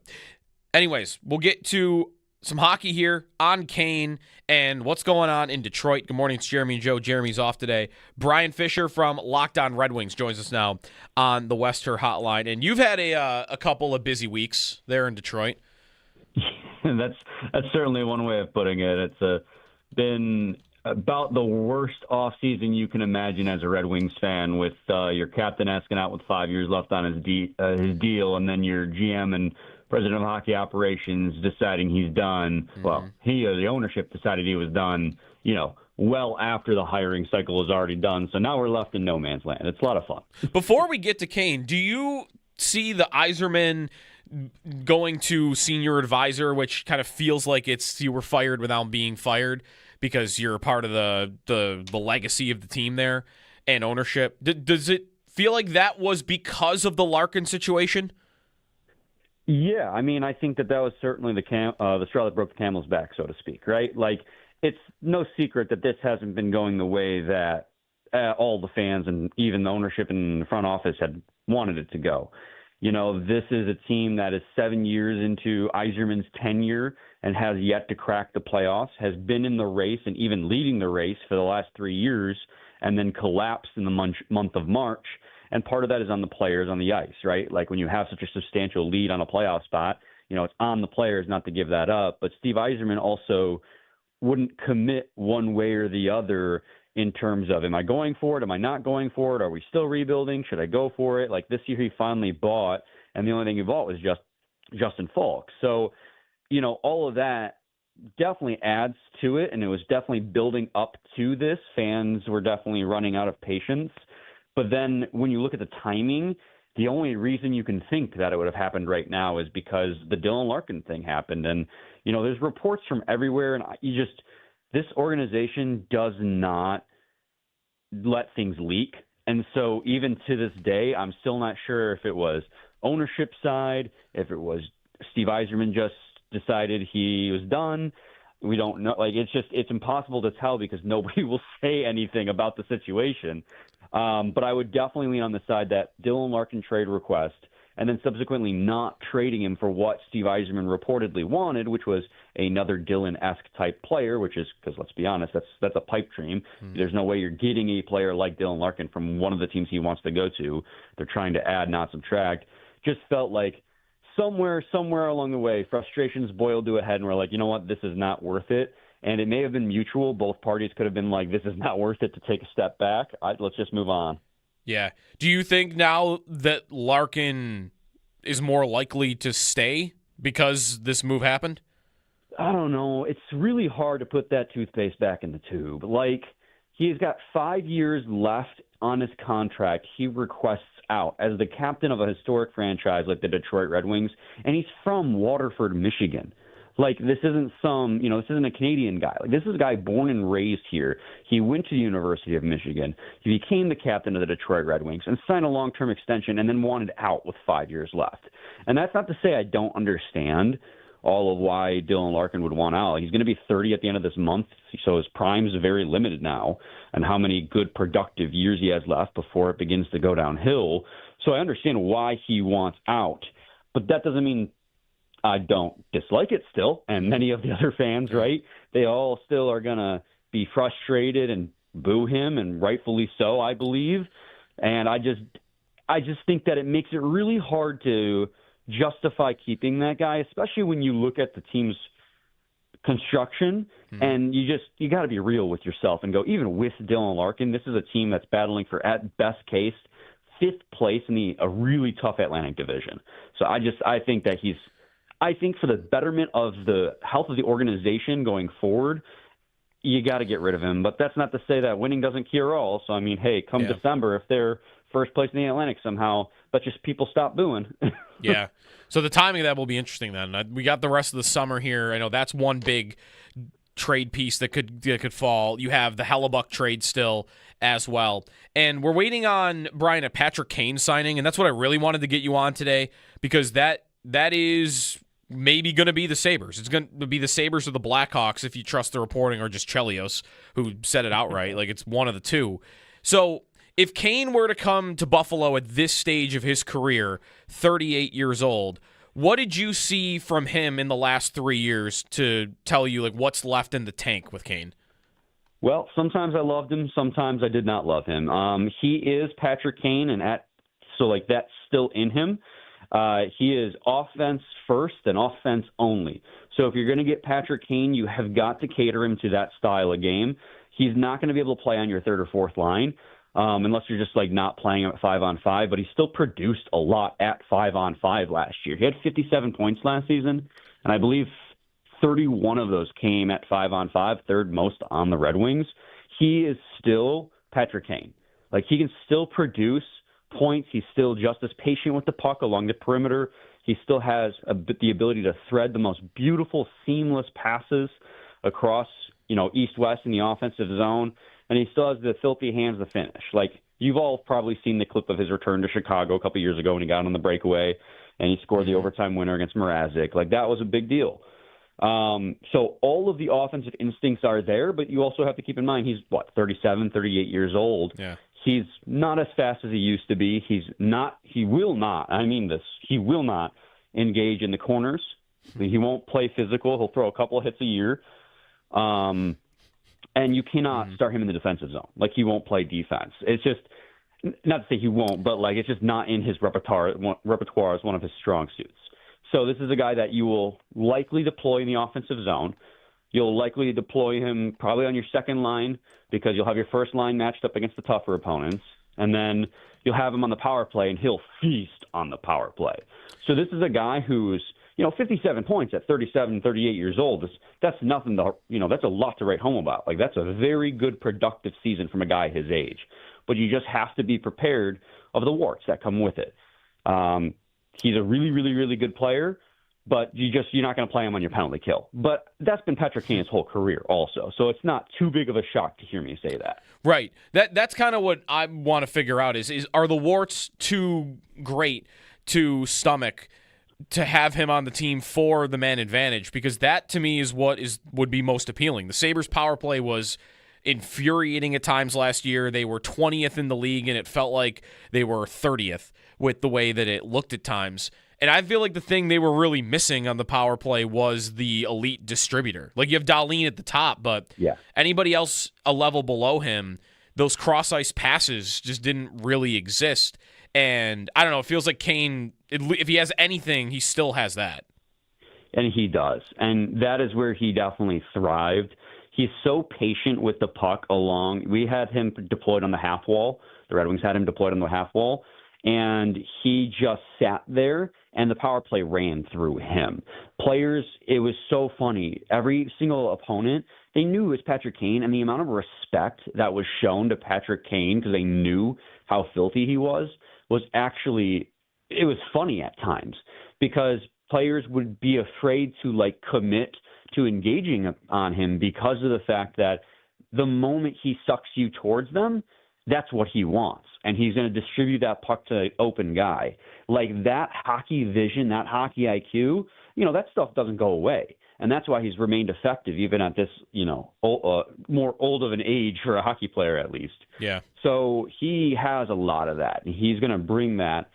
But is it to overwhelm the warts? Honestly, Joe, it's sometimes yes, sometimes no. There are a lot of times where he'll have the puck along the boards and a guy will come up to him. This is more at 5-on-5 than on the power play, but kind of just muscle him off the puck a little bit. Like he's just not as strong in the puck as he used to be. He's not that heavy of a player anymore. I don't know, what the reasoning is behind that. So I don't want to speculate, but he just is a little bit of a lighter player. So you just gotta know the kind of guy you're getting. He's going to produce a little offense, but he has defensive warts. That's where, I think the Sabres, if they were to make, a Hellebuck trade and two forwards go out, and one of them is – I think the guy that always makes sense here is if you send out, a Jack Quinn, who is offense first and offensive zone starts, like you mentioned, and you're filling in for a guy like that, you can have Kane on your team and have that help you. But – how many guys on your team do you want like that? You probably don't want more than one, and probably not even two. Yeah, I think if you get Patrick Kane, you're adding to your offense, but you just have to understand that you're going to have to probably shelter him because in the defensive zone, he's not going to be much help. Right. So there's a really good hockey player there, and it'll be exciting if he comes home for you guys, and it'll sell a lot of jerseys, and he's going to produce points. I'll tell you this, though, Joe. So the Red Wings struggled March on last year. From March on, Larkin got hurt with an injury, then their second-line center, Kopp, went down with an injury. Players were dropping like flies for the Red Wings, and that contributed to their collapse last year. Patrick Kane stepped up in a big way. He still has that ability to be Showtime when the times are tough. When the Red Wings needed somebody to step up, and it didn't result in a lot of wins because you have to have more than one guy step up, but Patrick Kane did step up, and he was very, very, very productive for the Red Wings down the stretch. So, Patrick Kane's still there. He's still Patrick Kane. He's just 37-year-old version of Patrick Kane. Yeah. He, I think, clinched the division for the Sabres with a play against Tampa late in the year. That game meant a lot for the Sabres. Detroit might have been out of it by that point. I don't remember. But there was a breakaway play that he had. So, yeah, the numbers were certainly there at the end of the year. Well, I hope it goes better in Detroit going forward. It'll be new. And the playoff drought there is already pretty long. So, yeah, better days ahead, I hope. Worse before it gets better, honestly. Yeah. Well, thanks, Brian, for taking some time out, and we'll chat a little bit closer to the season. All right, Joe. I appreciate you having me on. Thanks, Brian. Brian Fisher, Locked On Red Wings there on the Wester Hotline. All right, about what we thought, right? If you have him on the team, there are things he's going to help you with, but you're going to have to make an effort to hide him in a lot of situations. Yeah, that's, that exactly. It's what you know about Patrick Kane. It's Patrick Kane. And so that understanding is key. I'm curious whether Lindy Ruff has an appetite to deal with that. Yeah. Personally, I think the fact that they're this deep in it means obviously yes, but I think what it might mean is that, listen, I can handle one of those guys on my team, and they've got one right now. And so is Quinn, we think, is Quinn's that. Fully that. You cannot I want to say, though, he is more competent in all of these areas going into the corners, playing in his own end. Not that he is good at any of them, but he is more competent than Kane is. Yes. I completely agree with that. And I'll say this again. I've mentioned this a few times. I saw some stuff in the playoffs from Quinn that I liked that looked to me like it could translate to he's never going to be like a stalwart or like a guy that's going to be back there and like neutralize stuff. But I could see his game getting to a place where he's defensively neutral. And if he's defensively neutral and scores the way he could score, that's a great player to have. And so I would be curious whether Ruff or Kekalainen think they can get Quinn to that place. I don't know that they do or if they think that's even possible. Yeah. But if you could, then that's where, to me, Kane becomes more and more realistic, because without the coinciding Hellebuck move that we've talked about, it just doesn't feel like there's room right now. And because I'm not in the starting the Consta, Kulik, and Osland group in Rochester camp, that seems to be growing, that theory, which I'm sorry, I can't. I don't buy it for a second. It would feel so antithetical to what they have done this offseason to do that. Why do you do that? If that's your plan, then you're not trying. I don't believe it. I mean, yeah.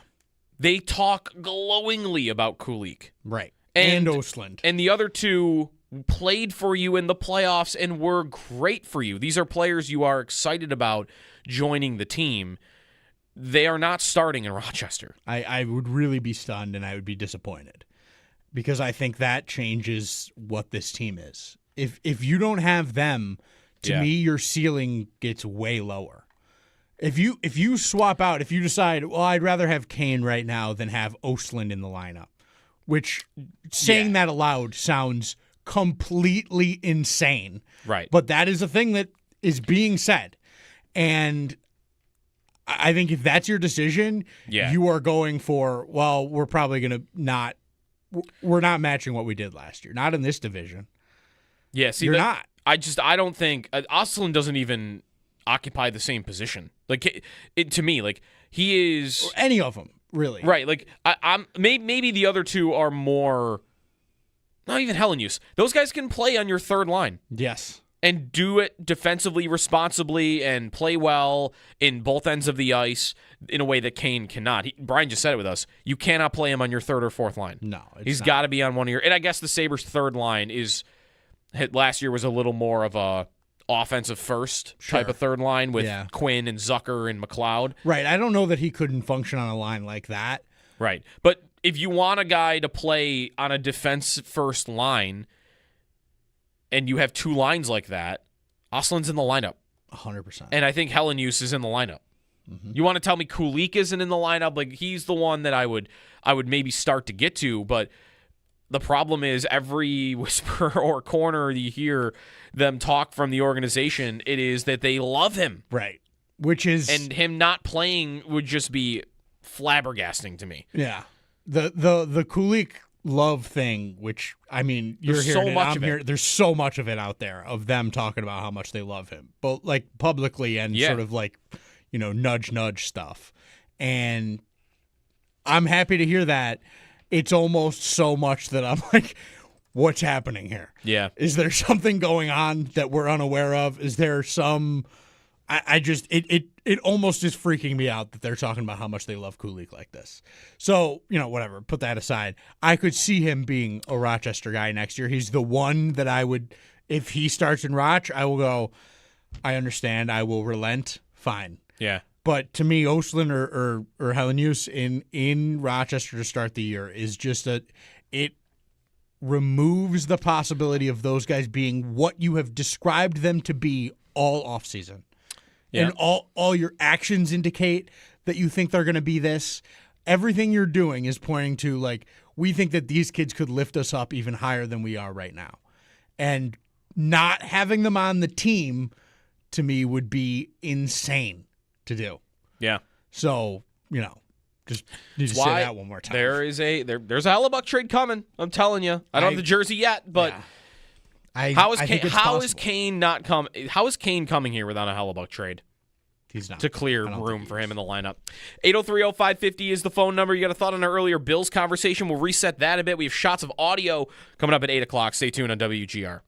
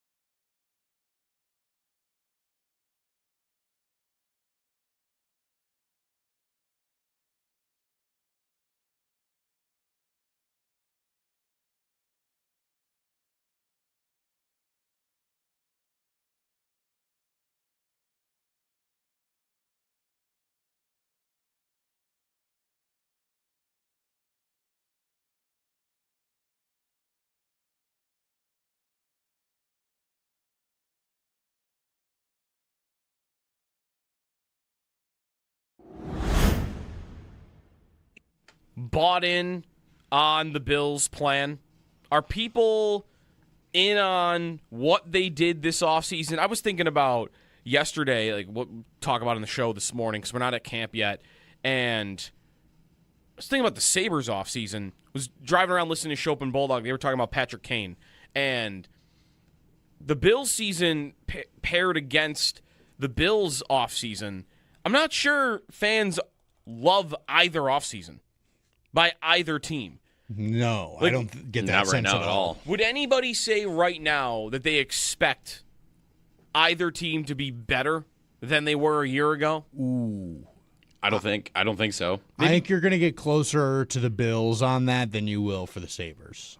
I think the Bills added DJ Moore, which is a significant piece to add. That is. To help and the you Sabres, now. the Sabres, I think, subtracted a piece of maybe two of that magnitude. Right. And the Bills' changes were the coach and the sort of whole vibe of the thing more than it was the actual team itself. Whereas the Sabres underwent a little bit of surgery, and like they're different, and frankly, on paper, worse. And so you've got to, reconcile that. But I think you could get to the Bills like releasing whatever sort of dark cloud McDermott had over the offense or whatever is sort of claimed or pointed to as the reason. Yeah. I think people could get to, well, this will be better now because of that. But I don't have, surefire confidence in that. Which I talked about yesterday a little bit. But I think people would get there sooner on the Bills than the Sabres. 803-0550. Where are you on them? Where are you on the plan that was executed this offseason? Like, do you expect what the Bills have really laid out here to work? And to work means Super Bowl. Like, that is – I think that's what that means.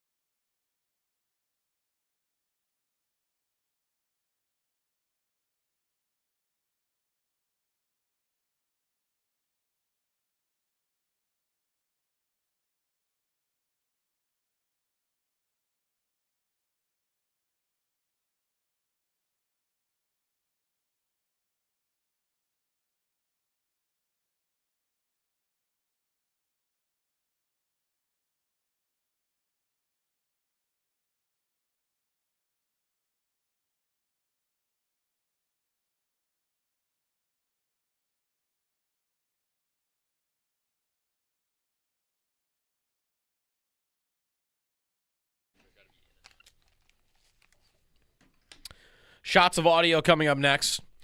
Did you guys see the new Chiefs Stadium renderings? Yeah, I tweeted out yesterday, domes are lame. Love it. Kind of looks like a big Pringle. It does. Everything looks weird now. The entire AFC West is going to be indoors. The Broncos' new stadium will have a dome as well. The new Denver one is? Yes, if I'm not mistaken. Okay. Because that was the whole big story is Denver's also a cold weather thing. We saw it in the AFC Championship, and you're just removing that element from the game. Now what's happening is people are complaining about not enough stadiums being outdoors. Well, it could be a cover by owners. ooh. Hey, we can't do grass. We're all indoors now. Too hard. If you're outdoors, like what do you mean? You don't have grass and you're outdoors. The other thing is the Chiefs made the new stadium, I think, just look like a carbon copy of Arrowhead, just with a roof on it. It looks very similar. Yeah. Right? Yeah. Yeah. Apparently, just from what I'm looking at, the Broncos, they might have a retractable roof now. Oh, okay. But still. All these teams that say retractable roof, they don't actually retract it very often. No. Right, it's just a roof. Houston, no, we have a retractable roof. It's opened like once in the last 15 years. Sure. It's like basically a dome. It's like when you've got the convertible, but it's the hard top convertible, and you have to physically take the roof off and like, put it in your trunk. You never do and it. You're like, I'm never doing that. No, you never do What it. am I doing? Just keep the roof on. Got a roof on my car. Definitely. Yeah, it just looks like Arrowhead with a glass roof. Shots of audio when we come back. You in on the Bills' plan, or you bought in going into training camp and the regular season? Let us know what you think. It's Jeremy and Joe here on WGR.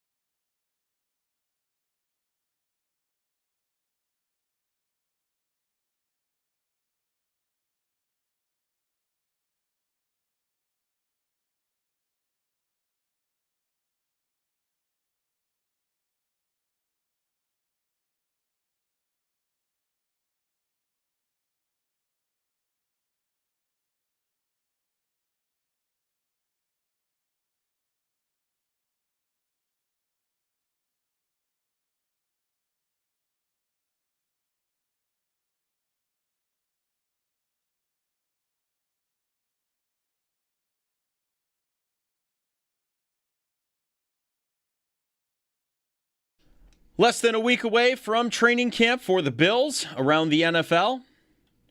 NFL Network's Ian Rappaport reports the Seahawks have been in intense negotiations to try and sign cornerback Devin Witherspoon to a record-setting deal.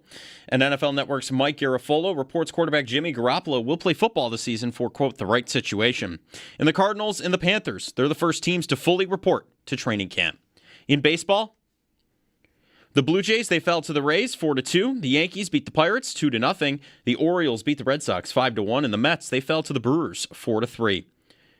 That's your Paddock Chevrolet Sports Update. Paddock Chevrolet with you for the extra mile since 1935. I'm Joe Cali for Western New York's Voice of the Fan, WGR.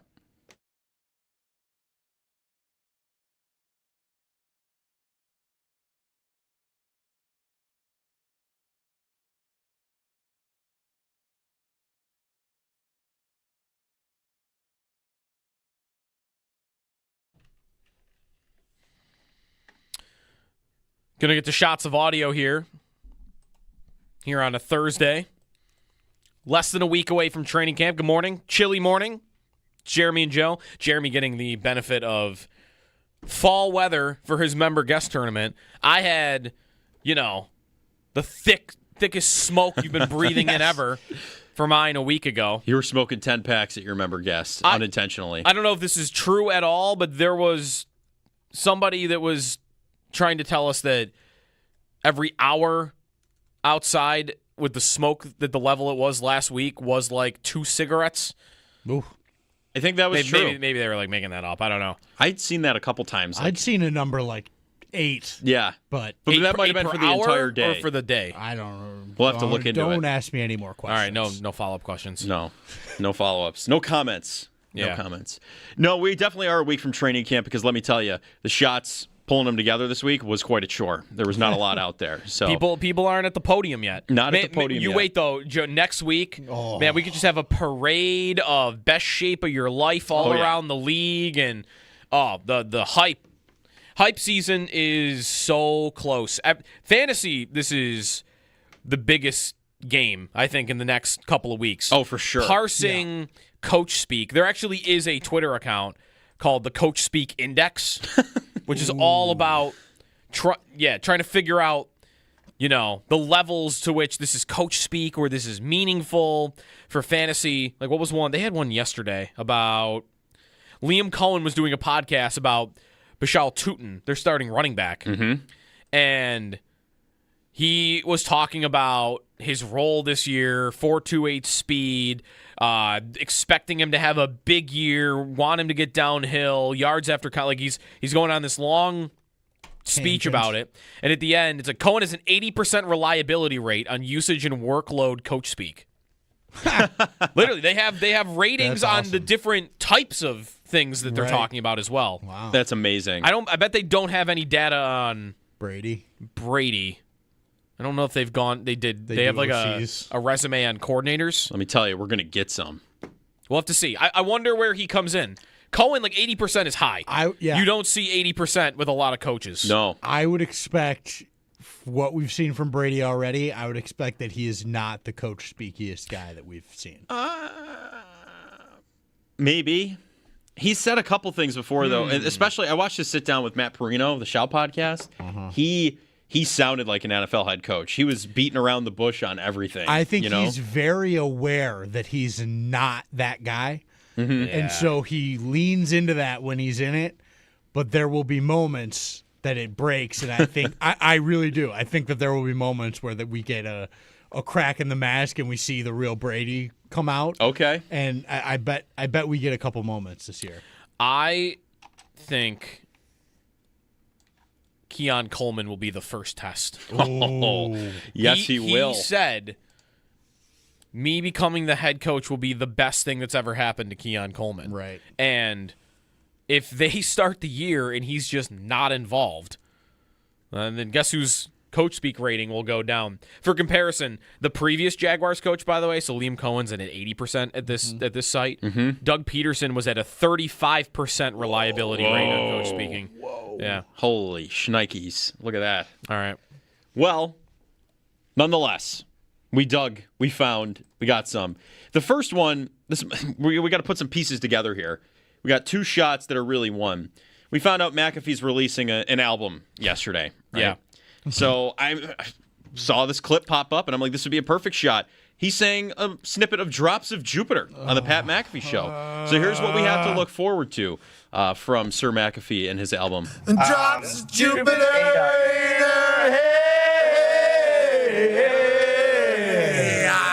There's that accent coming through at the end. Bang. I don't know that there was anything I would have less liked played on the air today than Pat McAfee singing Train. Yeah, wow. I didn't think it could get worse until you just made that more apparent to me that it was Train. Yeah. Is he singing in the album, or is it a rap album? What is it? Do we know? A really good question. It looks like country music. Yeah. Country music. Yeah. Really? You don't think Did you that see you're the going to get some thumbnail that he put out? Oh yeah. It's like an old burnt piece of paper. Like it's the old wanted poster thing. Well, it's an old diary page, Yeah. right? I'm looking at it right now. But it's like a weathered piece of paper. To me, that screams country twang. Expecting a whole lot of red Solo cups and trucks and rivers and the whole thing to be just an absolute nightmare. Where is he from? He is from I don't know. Plum, Pennsylvania. Right, of course. Outside of Plum. Pittsburgh. Yes, right outside of Pittsburgh. Probably known that with the stupid accent. All right.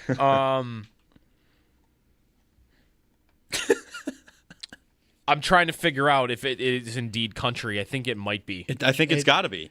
There's almost nothing else it could be. There's no way that guy's coming out with a rap album. Rap album stuff, because that would be uncomfortable. I don't think he's going to be able. I don't think he'd be able to pull off a rock album, and he's not doing like a singer-songwriter thing. See, a lot of former football players. Pat's version. A lot of former players have released rap albums. So, sure. that would be Le'Veon Bell did it. Yeah, Le'Veon Bell, Cole he got his head Beasley, punched in. Antonio Brown. That one's not surprising. Kadarius Toney, Arian Foster. Cole Beasley's rap I album. bet Arian Foster's good at it. Yeah? He was very well spoken. That's right. And he's a very. I've heard him on podcasts before. Yeah, he's a very smart. He seems savvy media wise. Yeah, to know how to He knows work what he's it. saying. Maybe not. Yeah. I gotcha. I like Foster a lot. I hope to not find out what type of music is on McAfee's album. Are you kidding me? We're gonna play that. That's gonna be all over the station that morning that drops. I'm not gonna let that happen. We're gonna hear it. Suspensions. Yeah. Suspensions. I'll fight you. Shots of Audio is going to be Pat McAfee's album that week. I will fist fight you. But anyway, here's who should have an album. You had to pick a song for a TikTok edit. What song would it be? Billie Eilish, Ocean Eyes. Why that song? It's Dion. It's lit. I listen to it all camp long. Billie Eilish is fire. How's that go?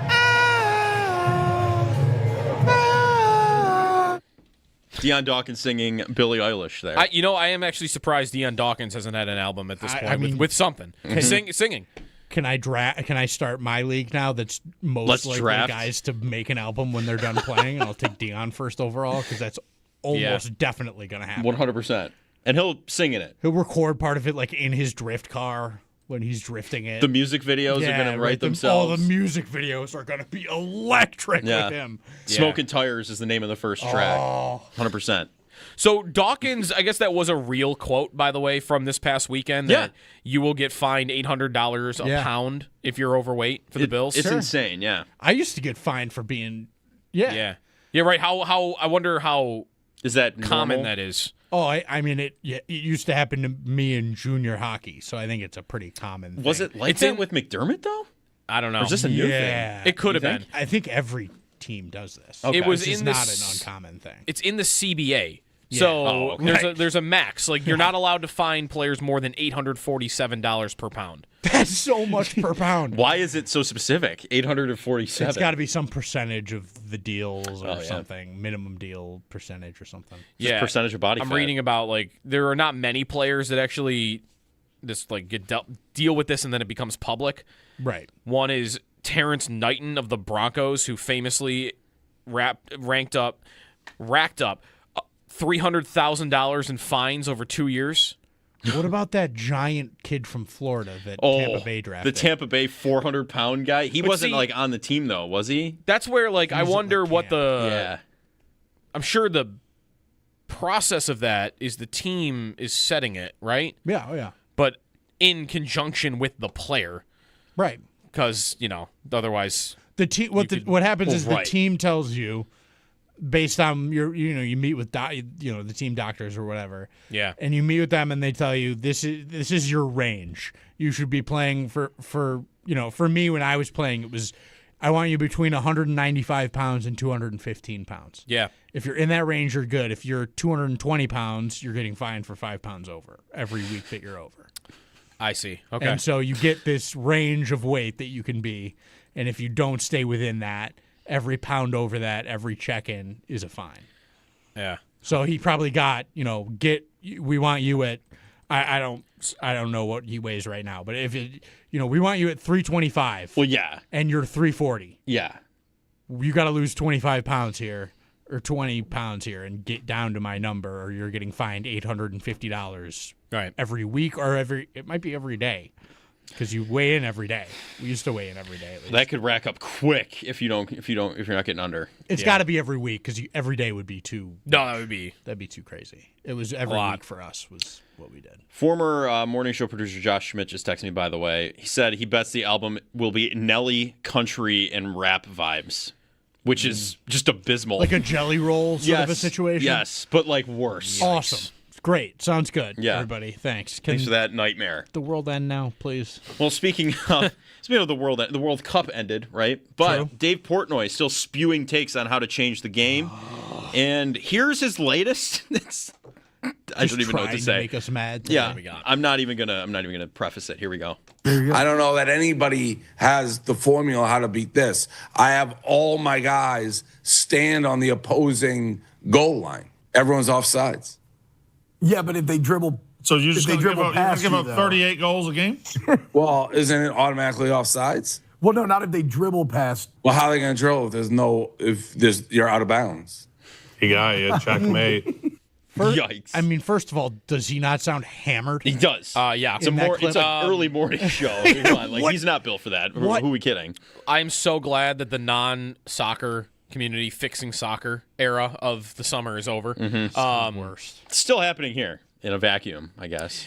Listen, teams do this kind of with the pass. Like, they will have their players off a set piece sprint forward as an offside trap. Mm-hmm.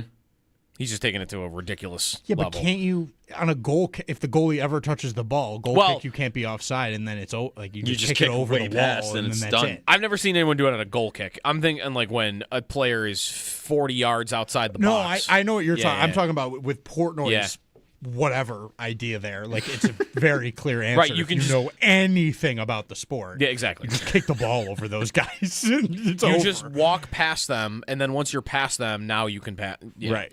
I cannot wait for Premier League to start in a month. I know. I'm excited. We can get back to all the soccer sickos together. I'm diving in for the first time. I'm Maybe really with excited some new about friends, hopefully, joining the Reds. Yes. We'll see. Come hang out, watch some Liverpool games. Or Man U games. You don't want to do that. Yeah, you do. Or Tottenham. Let's root for a team that's at the bottom. You are going to bail on Tottenham in 3 weeks. I'm not. I was born and raised in the droughts. I am not bailing. Sneaky, he's going to watch one game. Come on. And it's going to be over. Manchester United's last game they played, they lost to Wrexham. Yes. Now that all this is being said, that's a great idea. They were already in Champions League. They were good. Okay. It was over. Okay. There we go. All right. Don't come at me. So speaking of coach speak, I do have a clip from a coach this week. John Harbaugh, his first team meeting with the Giants, apparently is cringy. That's what people are saying about this. Okay. So I guess this is more of a deliberation shot. We're going to see what this is. But here it is. A little nervous? A little nervous, man. Nervous? Excited nervous, Nervous like before a game almost. Amazing. Give this thing kick off. Standing up here in front of the New York Giants. The New York Giants. It's a New York Giants sitting in this room. The New York Giants. Just crickets the entire time. Nobody, none of the team responding to this hype, anything. That's a moment where like, he was dreaming it last night, and he thought every time I say Giants, they're all going to go, yeah! Yeah. That's what he this thought. is remember the Titans. Yes. They're going to just rally around. This is going to be awesome. That was tough. No, it's not. That actually is pretty cringy. Sounds scripted. I kind of want to bet on that is not going to work at all in New York. Do you think so? with Really? him. I think. Let's talk about Jackson Dart can play the position in any way possible last week. I want to always mean. I want to always be betting against the Super Bowl winning coaches that haven't won a Super Bowl in like a decade. Those are the guys I always want to bet against. Your Mike McCarthy's, your Harbaugh's in this case, is Belichick at the end. Like, I want to be against those guys. Tomlin, bet against them all the time. Tomlin's in broadcasting now.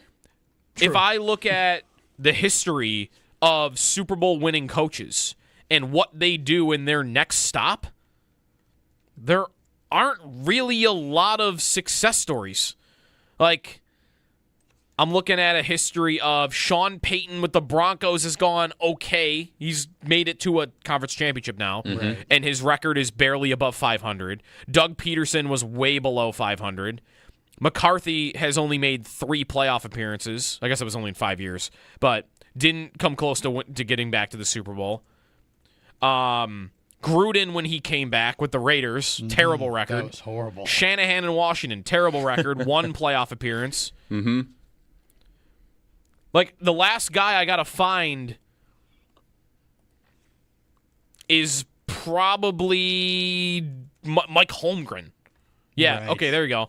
I got to go back to, he made it back to the Super Bowl after winning it with Green Bay. And that's 20 years ago. That's insane. Just I'm betting against the Giants. The quarterback can't figure out how to slide, and the running back is doing backflips on a torn ACL, and the receiver can't walk without hobbling. No. Did you see what Harbaugh said about the backflip, by the way? Scatabo? No. He said, at least land it next time. That's all he said. Yeah, He's going to be ready to go. Yeah, I don't know. I'm not in on the Giants. Yeah. I think neighbors being down, and Yes. it looked. I hate to be like predicting it, but it just feels like that might be catastrophically bad for him. Yeah. And he's awesome, but if you lose that guy, I feel like you're in some deep trouble. Right. And I get it. He's younger, and you're able to recover from injury easier and everything like that. But, like, we're talking about Tyreek Hill being done after his knee was obliterated like that.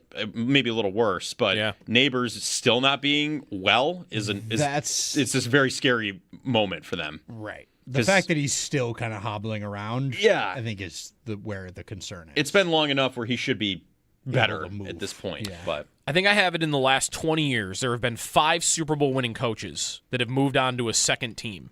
Mm-hmm. And the overall records, Sean Payton, 18 and this is on the second team. Payton, 18 and 16, Peterson 22 and 29, McCarthy 49 and 35, Gruden 22 and 31, and Shanahan 24 and 40. Like, not a great track record. No. I think Peyton has the best chance of being one of the more successful guys here. Yeah. But like him and Andy Reid, who didn't win a Super Bowl in Philly, so he's not on this list, but he kind of qualifies. Right. I need you to be an offensive mastermind. That's how you're going to do it. If you're going to transcend 10 to 20 years of coaching in the league and not have the game pass you by, more of these guys that have been successful are your all-time offensive minds like Sean Payton and Andy Reid. Yeah. Right. Like And Ben there are- Johnson in 10 years. Like Yeah. if he gets one with the Bears and then he moves on to another team, that's a guy you could bet on probably. But when you're like a Harbaugh and basically your whole thing and value is built on the culture you're going to build and the coaches you hire and like you're more of a CEO type of coach, bet against it. Yeah. Always bet against a it. CEO coach that punts inside the 50, bet against it. And always blows leads. Yes, I mean, look at the list in Baltimore. Right. Nightmare scenario. All right. Up next. Have you seen this bird call kid? Bird call kit? Kid. Google No. bird call kid right now. This kid, he's a prolific bird caller. Don't tell me what to do, Joe Kelly. He can do any bird. So he went through and did some of the NFL birds, or at least the NFL put a compilation of him doing the NFL bird calls. So these are he's not using a wooden flute or anything like that.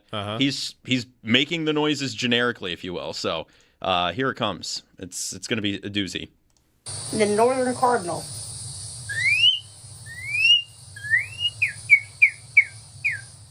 So that's a basic one. He's making that noise? He is doing it. He is actively making the noise. It's unbelievable. And there are a few more. And a peregrine falcon, the fastest animal in the world. There's no way. It sounds. He's There's no way. unbelievable. Is it AI? No, it's him. I googled him. He did it at like a school. Is this the Big Dumper Sunday 2.0? No. I mean, he did this at like a school talent show, and everyone was freaking out. I saw him like 3 months ago. It was unbelievable. And now he's doing more and more on TikTok. I've got him on Sports Center here. So, yeah, you know. yeah. But Did he win this talent show? He had to. He have. better. There's no way. He can mimic over 114 different bird calls. Yeah. Here's some more. This is a red-tailed hawk. This Bob, are you kidding me? The red-tailed hawk. Are you it's kidding? Legitimately him. It's unbelievable. So yeah, they just had him do a couple of the bird sounds from around the NFL. We should hire this kid.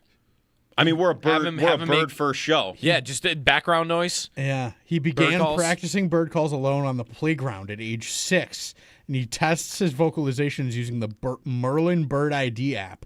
So he will fake the call into an app that is an identifier of birds, and then it will tell him, "Oh yeah, that's a cardinal," but it's him. So it's that good that he's fooling the technology. Wow. One last one for the people in the back, if you will. Can he summon birds? Ooh. Oh man. Because man, that would be cool. Could you do that? Like, I guess bird callers get them close. I mean, you'd have to be incredibly still. Any movement's going to scare them away.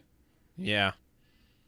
Got to get that like would a be cool. ghillie suit. Be like a superpower. You have a Bring me kid the out there that can ravens. summon the ravens. Yeah. He did do a raven. Summon red-tailed hawks. Yeah, he did do a raven. Let's see if that would be. This is a raven, common raven. See, all right, that one. That one's pretty. That one sounds like it's just a kid making a bird noise. Right. I agree. Yes. But don't ravens themselves sound like kids making bird noises? Maybe. Totally That do. might also be true. That You're sounds right. like our open you played this morning. Yes. But that was the least impressive of the four. There's one last one. This is what a bald eagle actually sounds like, apparently. This is what the bald eagle actually sounds like. Okay, he said the same thing. Better. We're back on track. We're back back on to like, track. okay, I don't think I could do that. Yeah. So we'll have to ask him to do a buffalo noise if possible, and then compare it to Bissonette's. Yeah. And see if we can get him on the show doing On that. the wavelength. One last one, in memoriam, if you will, because of ESPN, a take from the legend. Well, you know what it is? It's that Bill Belichick is the GOAT. Bill Belichick is the greatest of all time. That he understands how to build football teams in his likeness and image. You know, the only other person they talked about building things in his likeness and image, it was in the Bible, and it was God. Classic. Had to hit it one last time. I mean, I'll say this. Bill Belichick has not been in the news much this offseason comparative to other off seasons recently. Yeah, he's not getting photographed at the airport anymore or whatever it is. I think, people probably just got tired of seeing him. Well, I think he and Jordan have Jordan. have separated. So I think have they? The microscope. I'm almost positive the microscope might be off. Would that not be a huge story? I think it was a huge story for a minute there. No way. No, I don't think it. I agree. I think we would know it, but I'm not sure. Yes, they are still together. So never mind. I guess everyone's tired of it then. I think he is going to get fired at the end of this season, and it's going to be one of the most embarrassing things you've ever seen. Pathetic things. Yeah, you've seen. it's. You're going to get fired by a bad ACC school. What a sad thing. Is it? I mean, I am enjoying the Belichick and Brady post-career life where they both try to stay in the limelight and do a horrible job at it. It is awesome as a Bills fan, but just like sports history-wise, Yeah. it's very dark. Two legendary characters are now It's two of the goats. Yeah. And they're both just Listen. What is he doing? Oh, no. What? Brady now is being accused of having a midlife crisis by all corners of the world because he is doing WWE wrestling now. I mean, I'd love to see him in the ring, in all seriousness. this is justice for them cheating. Yes. Hey, you're both going to become jokes after you're done playing. Karma. You cheated. A lot. Yeah. Different ways, multiple times throughout decades. Spygate was 05, right? Mm-hmm. Yeah. When was the Bengals cheating scandal when they got caught filming their sideline? That was like 2018? 18, I think, yeah. Yeah, that's right. I forgot about You that. get what you deserved. They cheated, and now everybody's mocking them. Yeah. Both of them. All Best right. shots of audio. Love it. When we come back, let's reset our Bills conversation from earlier a little bit. Want to call in? 803-0550 is the phone number. I want to know from you. Do you buy in on the Bills' plan with McDermott out, Brady in, all the moves they've made this offseason? I want to know from you. We got Carl Jones coming up at 8 o'clock. We'll preview training camp with him and more to come. Jeremy and Joe, this is WGR.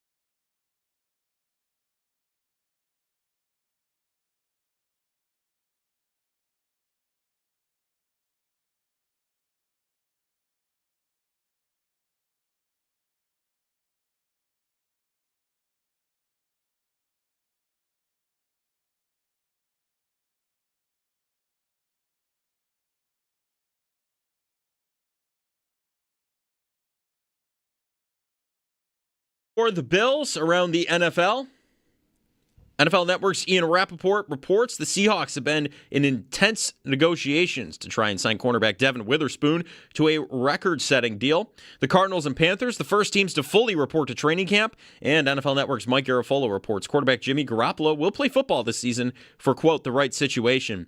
In baseball, the Blue Jays, they fell to the Rays 4-2. The Yankees beat the Pirates 2-0. The Orioles beat the Red Sox 5-1. And the Mets, they fell to the Brewers 4-3.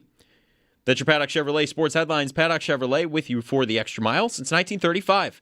I'm Joe Cali for Western New York's Voice of the Fan, WGR.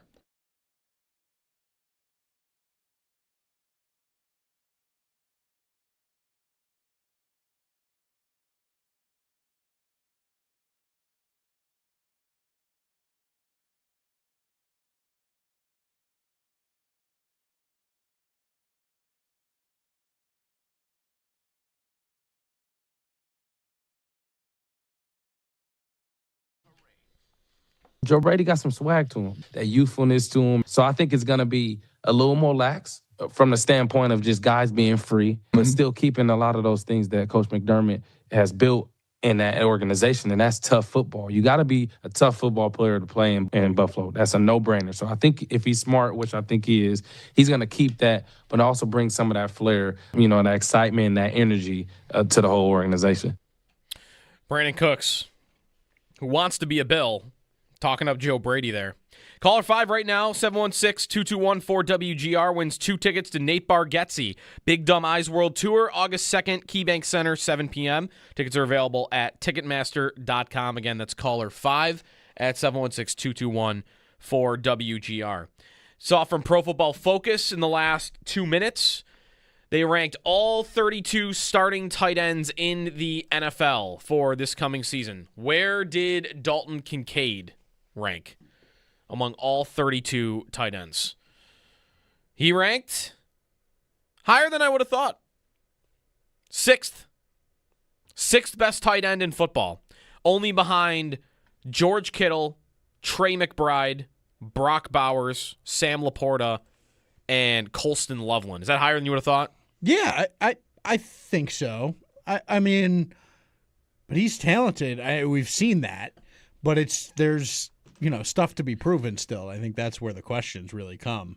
So, I mean, if I got to know how the list is being ranked. Is it like when at their best or just like this is a guy you would want to have on your team sort of a thing? I think that matters for the context of it for him. I think it's just how good are they right now, all factors. All things considered. Like George Kittle is number 1 in part because he is a great pass catcher, but also awesome blocker, an amazing blocker. He's number 1. Yeah, not the most durable either. So no, and Kincaid is not obviously anything near what Kittle is as a blocker. But like what PFF writes about Kincaid and why is this high? 2.79 yards per route run, the most in the league at his position, and second best mark among all tight ends for passer rating when targeted, and all the efficiency stats looked great. The thing that I would say about Kincaid as to why I would have him lower than that, if you ask me who the best tight ends in the league are, I would rather have Tucker Kraft because Tucker Kraft does everything, and Tucker Kraft plays all the time. I'd rather have Tyler Warren from Indianapolis. Same thing. I have him on the field all the time. That might be it. I mean, there are not many guys I would choose. Yeah, those are really those 2 names. I mean, Kyle Pitts, Travis Kelce are the other 2 right behind him. Kelce, no. Hunter Henry, Brenton Strange, Dalton Schultz. I don't need to force any of those guys above Kincaid. I'm good with him being above all those guys. But the thing that holds Kincaid back right now from being up high, Kittle, McBride, Bowers, to a lesser extent, but especially those top 2. Kincaid at the moment makes the Bills very predictable. Right. You know when he's on the field what he's going to do, and you know what the Bills are often going to be doing as an offense. They don't trust him to stay healthy right now because he hasn't stayed healthy, so he doesn't play all the time. And when he does play, it's very often he's out there running routes because if you're worried about a guy at his position getting injured, you might be less tempted to throw him out there when he's going to be blocking. To go block a tackle. Right. Yeah. Or an edge rusher or whatever on a certain play. Yeah. So I think the growth for Kincaid to becoming one of the best tight ends in the league, which I think he has the capability of doing, is you need to do what McBride and Kittle do. You need to do what those other top, Laporta, Loveland, they don't come off the field. You need to be someone that is going to be out there when James Cook is getting the ball. That'll make you less predictable, and it'll allow you to be a bigger part of the offense. I think Kincaid's ability speaks to somebody that should be a focal point of the offense, but 49 targets last year is not a focal point of the offense. That is a role player. Right. But the role he has is most dangerous weapon when he's on the field. Right. So that was true last year. I mean, maybe this year DJ Moore is a more dangerous player. We'll see. But his health is so important because I think what the Bills should want, I don't know that they do want this, by the way. They might be okay with, this is just what he is. He's going to play half the snaps when he's available. And when we run, it'll be more Knox and Hawes. That's why we got him. And Kincaid will play on third downs and specialty situations. When we're trailing, he'll be out there, and that's how we'll go about it. But I think if he can be healthy and prove to them that he could stay healthy, I actually said this in his rookie year. I thought he was a better blocker than he was given credit for. I remember you talking about that early. He was not like wrecking edge rushers and linebackers. So don't get me wrong. Of the tight ends on the team, he's third. But when he would get a safety or a corner, he would just wreck the guy. Yep. And would do that on the second level, third level of the field. And listen, like, not every tight end is George Kittle. You know, like, Bowers is not wrecking linebackers and edge rushers. But he's good enough that he's able to stay on the field. And he's healthy enough that he's able to stay on the field. And that's what just I would be hoping for from Kincaid is that is to me a bigger X factor about their offense than Coleman rising up and becoming something, or Skylar Bell as a rookie, or Josh Palmer staying healthy. Like, there's more, and then there's if Kincaid can be healthy all year long and can go from a 49 target guy that plays a quarter of your total snaps offensively, it was actually 38% last year, to he's going to get 90 targets and he's going to be on the field 60% of the time. Mm-hmm. That's a very different player. Should make your offense better. Yeah. My only worry with that is whenever they've asked him to do more, he always ends up injured. Even on the seasons where we talk about his size has increased and all that. Like, that was the talk of last offseason. Yeah. And then he still ended up only playing 38% of the snaps. Are you going to load manage anyway just to keep him out there rather than have him get injured? Like, are you going to cut down maybe not 38%, maybe 45% to fit, like, somewhere in there? It's almost like the Josh Norris conversation, though, for the Sabres. A little bit. For me, it is not that some guys get injured all the time, and it's always different things. It's it's this or it's that. And sure, like Kincaid's had hamstring injuries, and Norris has had a concussion. But what's the biggest problem with Josh Norris on the Sabres? His shoulder. Right. His shoulder has been injured all the time. Surgeries, can't get it right. And you feel like if he ever can get that one body part to stay healthy, that you'll just be good to go. And with Kincaid, it's the PCL in his knee. And that's been the same story multiple years. Mm-hmm. And I think this is the second year in a row he's opted not to have surgery and to do physical therapy on it instead. To work it out instead, yeah. And we'll see if that works, because that's the thing with him. I feel like just if he can get that right, that's it. Just get that knee right, and that might be the solution to all of this. Well, right, because the hamstring injury last year, remember, was a result of the knee injury flaring back up. Right. So overcompensating. Mm-hmm. Yeah, so I think he is a dynamic X factor about their offense that is very untrustworthy, because you have no idea how much he'll be able to play for them, and also how much they'll even want him to play. Right. That's where I get maybe not confused, but I'm curious about their thought process on that, about whether they want him out there more than that. Yeah.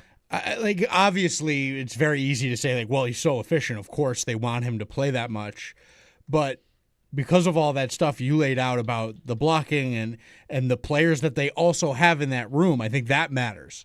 Like Knox and Hawes specifically are stellar blockers, and the run game has been so critical to what they do offensively that I would be curious whether they're even willing to take the 30% dip in blocking ability of swapping Kincaid for Knox in a 2 tight end set.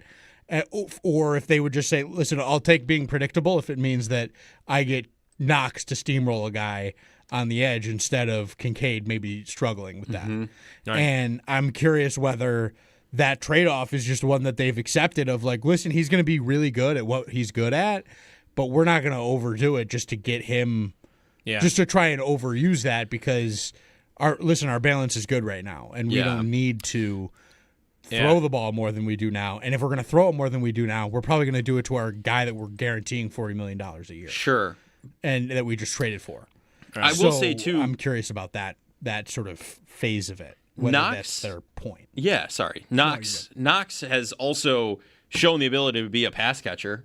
When Brian Dable was here, right, like that style of offense, he was unbelievable that season. That's why he got that contract that ended up being an overpayment, right? Yeah. And he had a wrist injury. Everything kind of slowed down, but I don't think you have to be as predictable. I think you could still look to him in the past to be a little less predictable in that factor. You know what I'm saying? Never in the same way, though. I mean, he had a couple of decent seasons with touchdowns. Yeah. But you never went into Knox never would take games over. No. And that I think one Cincinnati game that comes to mind that he did go off, but that was early, and it was the only time I ever remember it. But happening. Kincaid has an ability to where, again, like I'll ask Carl this at 9. Like if I told you right now, Kincaid's just perfectly healthy all year long, how much is he playing and what is his role?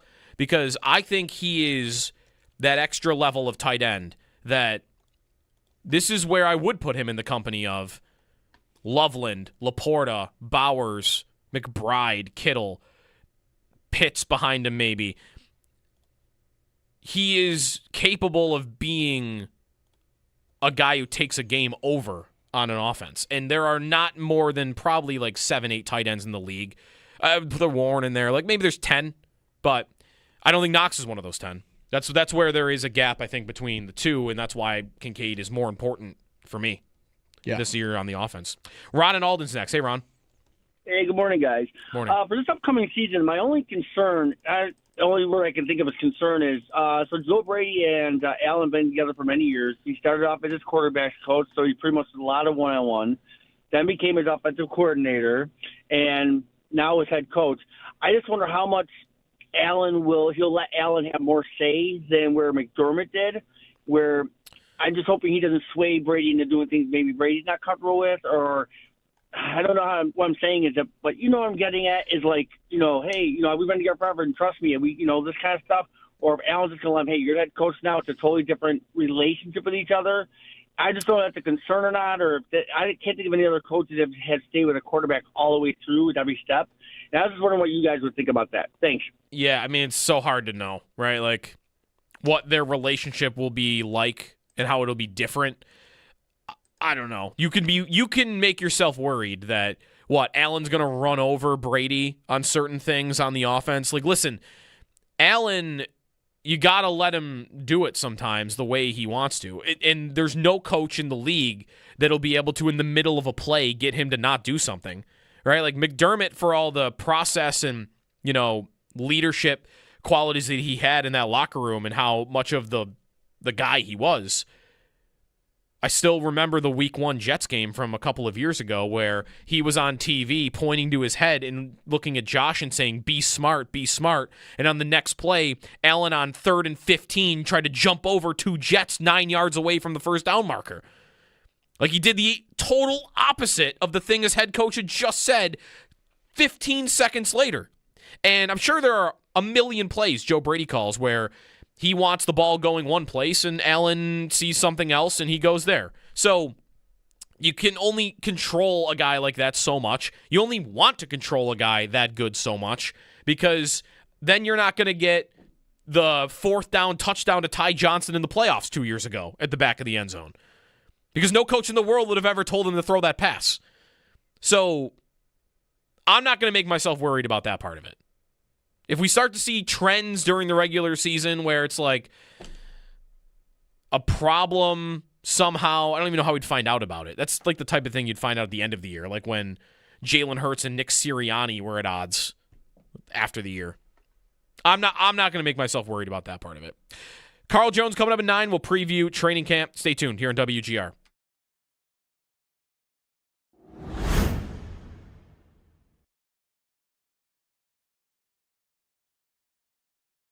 Bulldog, they were talking about Patrick Kane.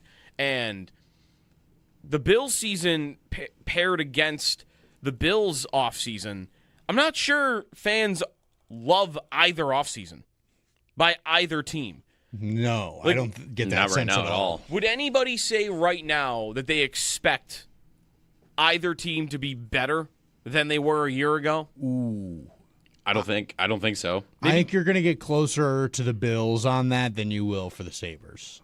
I think the Bills added DJ Moore, which is a significant piece to add. That is. To help the you Sabres, now. The Sabres, I think, subtracted a piece of maybe two of that magnitude. Right. And the Bills' changes were the coach and the sort of whole vibe of the thing more than it was the actual team itself. Whereas the Sabres underwent a little bit of surgery, and like they're different, and frankly, on paper, worse. And so you've got to, reconcile that. But I think you could get to the Bills like releasing whatever sort of dark cloud McDermott had over the offense or whatever is sort of claimed or pointed to as the reason. Yeah. I think people could get to, well, this will be better now because of that. But I don't have, surefire confidence in that, which I talked about yesterday a little bit. But I think people would get there sooner on the Bills than the Sabres. 803-0550. Where are you on them? Where are you on the plan that was executed this offseason? Like, do you expect what the Bills have really laid out here to work? And to work means Super Bowl. Like, that is, I think that's what that means.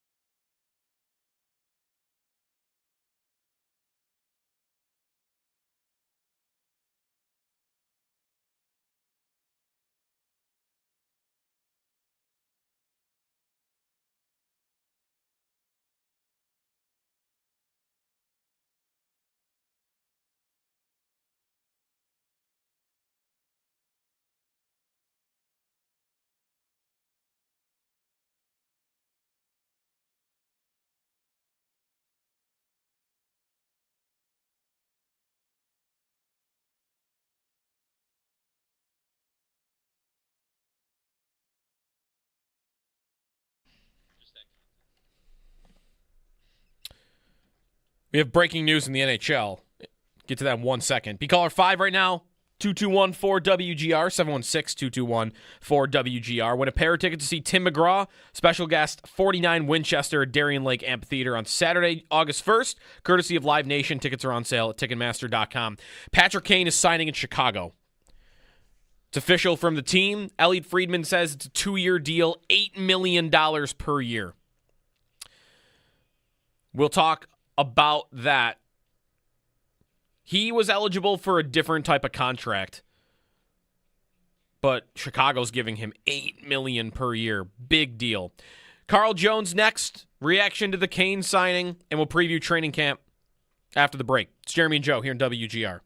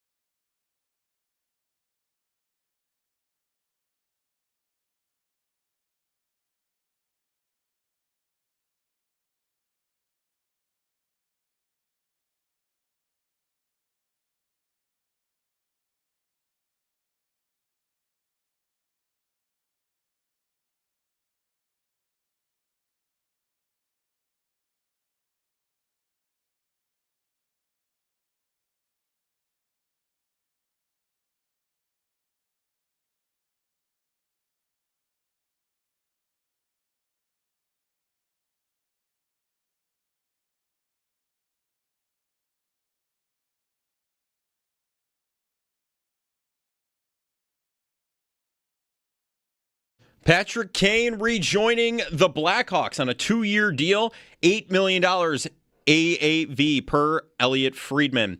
Some breaking news there in the NHL. Less than a week away from training camp for the Bills around the NFL. NFL Network's Ian Rappaport reports that the Seahawks have been in intense negotiations to try and sign cornerback Devin Witherspoon to a record-setting deal. NFL Network's Mike Garafolo reports quarterback Jimmy Garoppolo will play football this season, quote, for the right situation. And the Cardinals and the Panthers are the first teams to fully report to training camp. In baseball, the Blue Jays, they fell to the Rays 4-2. The Yankees beat the Pirates 2-0. The Orioles beat the Red Sox 5-1. And the Mets, they fell to the Brewers 4-3. That's your Paddock Chevrolet Sports Update. Paddock Chevrolet with you for the extra mile since 1935. I'm Joe Cali for Western New York's Voice of the Fan, WGR.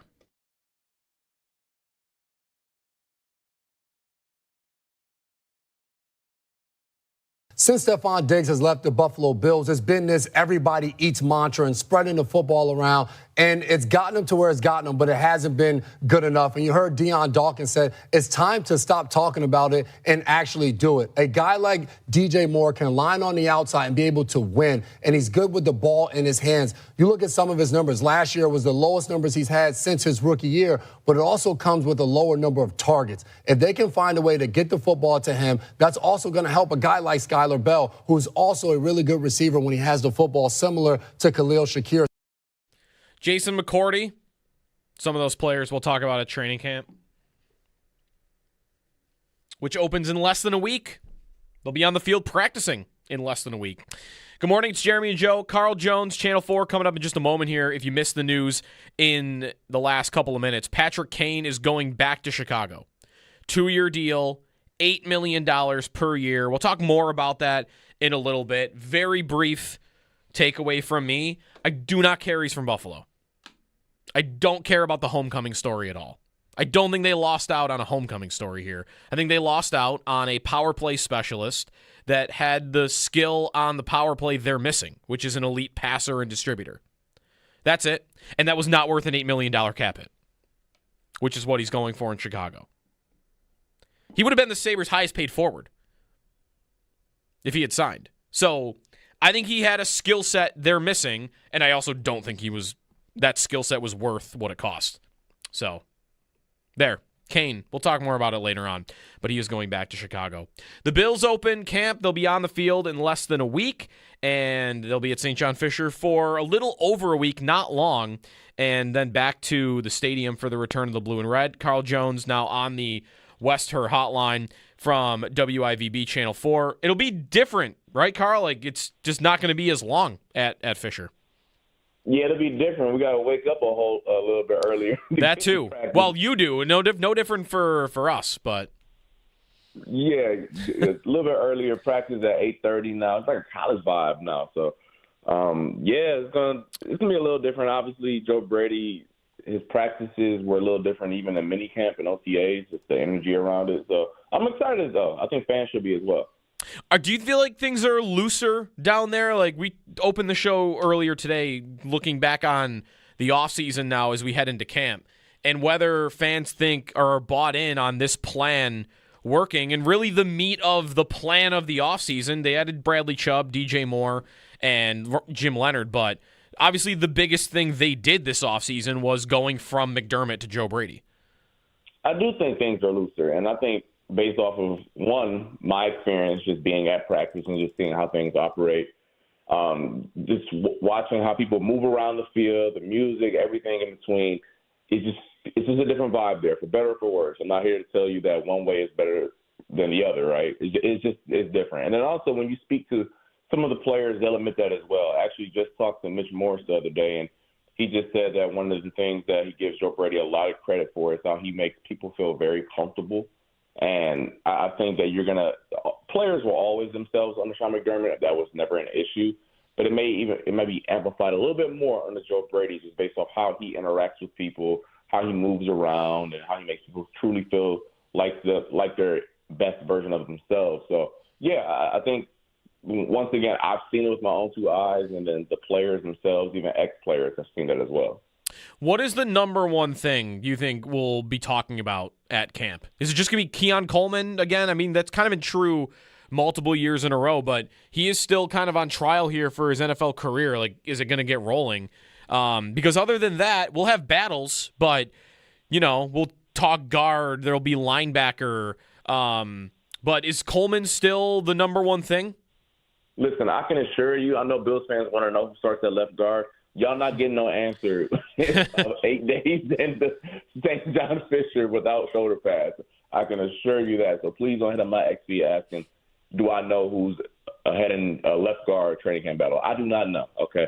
Having said that, though, I think Keon Coleman's probably the leader in the clubhouse, but I wouldn't be surprised if, like, a C.J. Gardner-Johnson, like, dominates the headlines for a litany of reasons. One, listen, he don't turn it off. That brother walks around unapologetically himself. So if, like, there's a day where, the fans can hear him talking a little bit, I can see it going viral. Like, oh, my gosh, like, he's loud. He's talking trash. I heard it from the stands or whatever the case may be. Or I heard it from sitting around the track. I can see him dominating the headlines, people being amused or, being amused about who he is and how he maneuvers a little bit. So separate of, like, the actual talent on the field, if this time 2 weeks from now or whatever, fans are like, man, C.J. Gardner-Johnson is loud as everyone said he is, wouldn't be surprised either. Yeah. On that side of the ball, rookies have already reported they're at Orchard Park. They're not at Fisher yet. And there's been a lot of steam for Caleb Elam-Zor, their fourth-round linebacker. Are you in on that train, thinking that he is going to really push Dorian Williams here at camp as a starter on that defense? I think out of all 10 rookies, he has the cleanest path to starting week one. I truly believe that. One of the reasons is the fact that Dorian Williams has missed most, if not all, of the offseason program because of a lower leg injury. So, I mean, that's just based off of reps, right? Availability is your best ability, and for a rookie to come in and get a lot of those first-team reps can do nothing but help him. What also will help him is that he's their guy, right? No disrespect to Dorian Williams. This isn't a knock on him, but they didn't draft him. They drafted Caleb Elam-Zor, and that goes a long way in the building. I remember being an athlete and coming with a coaching staff and how not every coaching staff is the same. I want to make this abundantly clear, but coaches, they want their people they want to be validated, right? So they want to make sure that their guys are set for success. That's one reason. And then the other is how they talk about him, where I don't know if it was Joe Brady or Jim Leonard, but it was the huddle story that just really caught my eye this offseason, where Caleb had a huddle, in practice, and he basically commanded the huddle and said, hold on, coach, this is my huddle. Y'all don't come in here while it's my huddle. And it reminded me of that Drew Brees story a few years back. I don't know if you heard about it when he talked on the New Heights podcast, where he told Sean Payton or whoever the coach was at the time, hey, listen, don't talk to my left guard while I'm in here. This is my huddle. So I think that was something that really caught my eye, and I'm really tapped in to see what he's going to do at St. John Fisher. Oh, I think it was Doug Marrone was the coach he threw out of the huddle, because can't forget that. He was an assistant there at the time, but yeah, he threw Doug Marrone out of the huddle, which was a great story from Breeze in New Orleans. Yeah, I'm curious about Elam-Zor for this too, and also like what Jim Leonard will ask of his linebackers that is different than what Sean McDermott and Bobby Babich did before.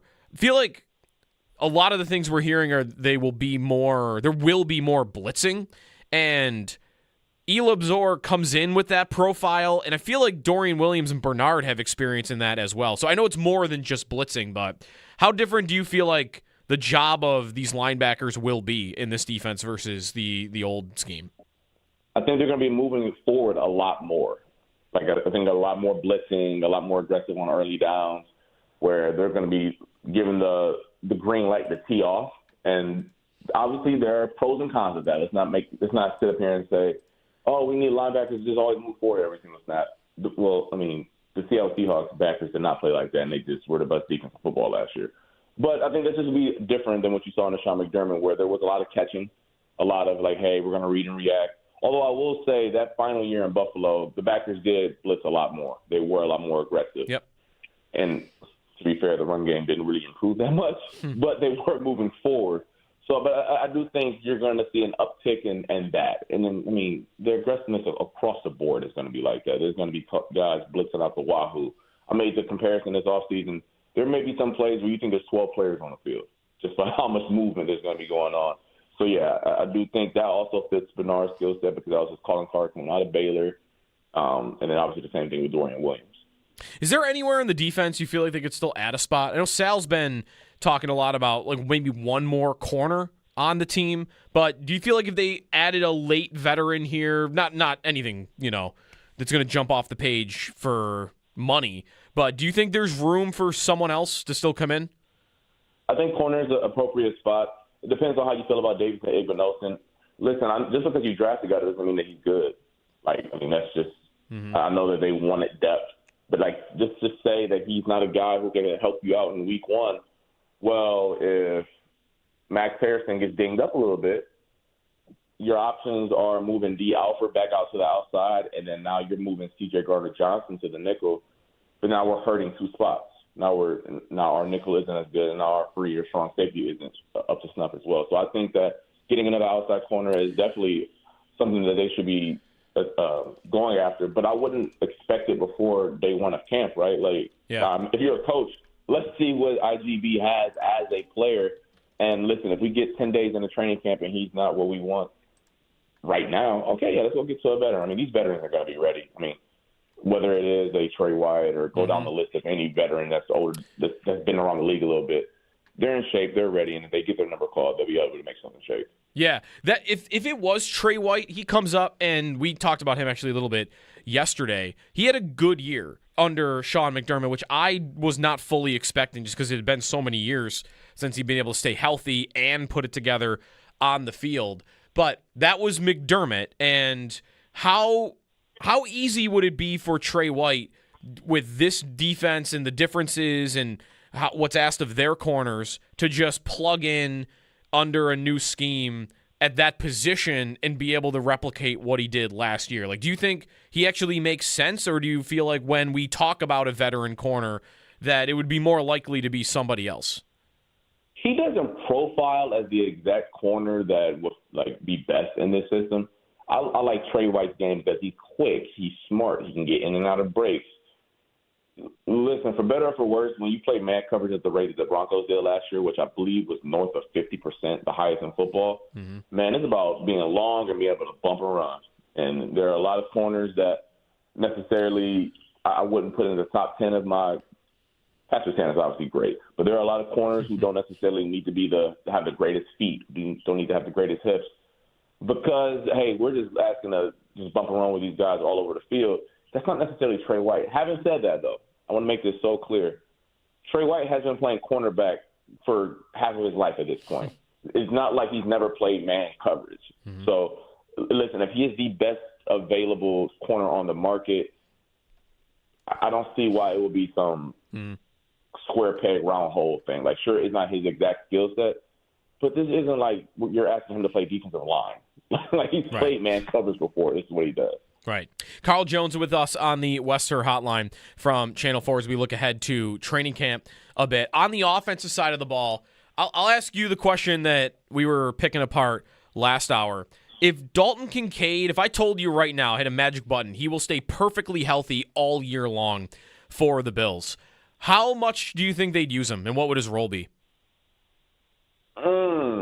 That's $1 million question, ain't it? Because I think that if he's perfectly healthy, we've seen that he's a very productive receiver in a stat column. There's no ifs, ands, or buts around that. So, if he plays 17 games, I can see him easily getting to 900, 950 yards, flirting with 1,000. The problem is, even when he's been healthy, it's not like he's been a dominant snap share on the Bills. The Bills don't put him in situations where he has to dig out linebackers and dig out a six technique, a defensive line, for those who don't know. So I don't think he'll ever be an every down player. You drafted Jackson Hawes for a reason. You paid Dawson Knox for a reason. Are you going to make those guys going to limit their snap share just for the sole purpose of Kincaid playing more, even though he's a much worse blocker than those guys? It's a very fascinating question because I want to see Dawson Kincaid just as much as anyone else. He's a fantastic player. But his snap share has never been above 55%, even when he was healthy. Week one last year, when Think of this. Week 1 last year, they were throwing the ball all over the yard against the Ravens, and he still didn't play more than 55% of the snaps. I think that peels back the curtain a little bit of, even at his best, they still don't want to expose him or expose him to some of his limitations as a player. Right, and that is why he, to me, the reason that came up was Pro Football Focus ranked him as the 6th best tight end in football going into the year, and pretty much all the guys ahead of him, your Kittles, your McBrides, your Laportas, those guys are very good receivers, but they do not come off the field. They stay out there. They're out there for run plays, and I wonder how Joe Brady sees Kincaid in the offense, because it's nice to have a guy that is prolific like that when he's running routes. And typically when he is out there, he is running routes. But I feel like he makes you a little more predictable, right? You would know as a defense, hey, Kincaid's out here. It's twice as likely they're going to throw the ball here because he's just on the field. Oh, no, twice as likely as selling it short. There was a statistic last year where I believe Dawson Kincaid was the second most predictable tight end in football. Okay. When he was out there. So, yeah. I think the only guy was close, and I could be off a little bit, was Darren Waller from Miami. Okay, that makes sense. Listen, when he was out there last year, I don't have the exact number in front of me, but it was abundantly clear we're passing the rock here. There's not a lot of guessing games going on. You know how I said earlier, hey, linebackers a little bit more aggressive on Jim Leonard? I promise you, when they saw A6 come in the game last year, guys were teeing off a little bit more because they had a tendency that they were going to pass the rock. But no, that's a fascinating point. I don't get paid millions of dollars to balance that. Mm-hmm. But you're right. Even Travis Kelce at his prime, they still asked him to do certain things. And we know Travis Kelce wasn't coming off the field. So how does Joe Brady balance that? Pete Carmichael involved as well? I do not know. No, super fascinating, though. On the offensive side of the ball, I guess it could be the defensive side, too. We talked about Caleb Elamsor. Who do you feel like is a good candidate to be the training camp hero of St. John Fisher? Every year we fall in love with somebody, and sometimes it works. Tyrell Shavers made the team after a couple of years and made a bit of an impact. Is there somebody that you feel like has a good chance of being that person? I think if you extend this past St. John Fisher to the let's say first 2 preseason games, I got 2 names for you. Surprise, surprise, the wide receiver, just because it's easy to see when he makes a play, right? I mean, when Skylar Bell is makes the catch on one-on-ones, it's easy to go, ooh, ah. So I think him. But then also I think the D tackle out of Penn State, Durant, also, there's a lot of people who were in awe of his skill set coming out, and they think that he is not Ed Oliver, because Ed Oliver was the top 10 pick. But, when you look at some of the things that make Ed Oliver special as a player, Zane Durant possesses some of those special traits as well. So I'm not going to predict it first week of camp. They're barely in shoulder pads. But, they get to the preseason and second preseason game, and he's making plays in the second half. I could see them being like, oh, man. A lot of chatter on social media, man, we got us a steal here in the 5th round. All right. Love it. Carl Jones, Channel 4. Check out, it was about a week ago, right? You did that exercise with Jeremy on the all Josh Allen era Bills team. Yeah, on the Mafia Huddle, WIBD Plus, our Smart TV app. Yeah, check that out. That was a good exercise. We talked a little bit about that the next day. Thanks, Carl, as always, and maybe we'll catch up again before the season starts. For sure, my man. Have a good one. Thanks. Carl Jones. You can follow him on Twitter, @Jones11_. Check out all his stuff. And as he mentioned, the Mafia Huddle on Bills Kickoff Live for Channel 4. Skylar Bell as a training camp hero idea. I think, though, there are different levels to that. There are the rookies that you go in with, this guy, 4th-round pick, great college stats. That would be easy for this. The other level of training camp hero is the guy that's got no chance whatsoever of either making the team or making an impact. And it's this guy, you're Brandon Riley. Right. That was the guy. Brandon Riley. KJ Hamler was this guy a couple times. He was maybe closer to making the team than this guy necessarily is, but it was a very big, the scooter, right? The scooter was. He was a Hard Knocks hero. Yes. Yeah. Yes. Yeah, who else? Joik Bell, way back. He was maybe more of a preseason hero, though. So was Christian Wade. Usually it's running backs. Christian Wade, yes. The Bills don't really have that availability right now because it's just Frank Gore Jr. Yeah, and Frank. And Well, as the training camp hero guy, because we know who the first 3 running backs are. And it's always the 4th running back. Yep. And the Bills have had the same 4th running back for multiple years now. It's been a while. Gore Jr.'s been around. Although I see an Ian Wheeler on the roster at running back. Here we go. He'll go for 100 yards in the first preseason game. Right. The first preseason game in the new stadium, me and my wife were talking about this yesterday. Like, what do we really want to do here? Because we have season tickets, and, we have friends and family that don't. And, like, do we want to sell to someone, like, that doesn't have them, give them a chance to get in? Do we want to sell them just outright and make money from it because people are spending money on the preseason games? $118 is the cheapest ticket that I saw yesterday for the Carolina opener. Preseason opener. It's first game in the new stadium. Right.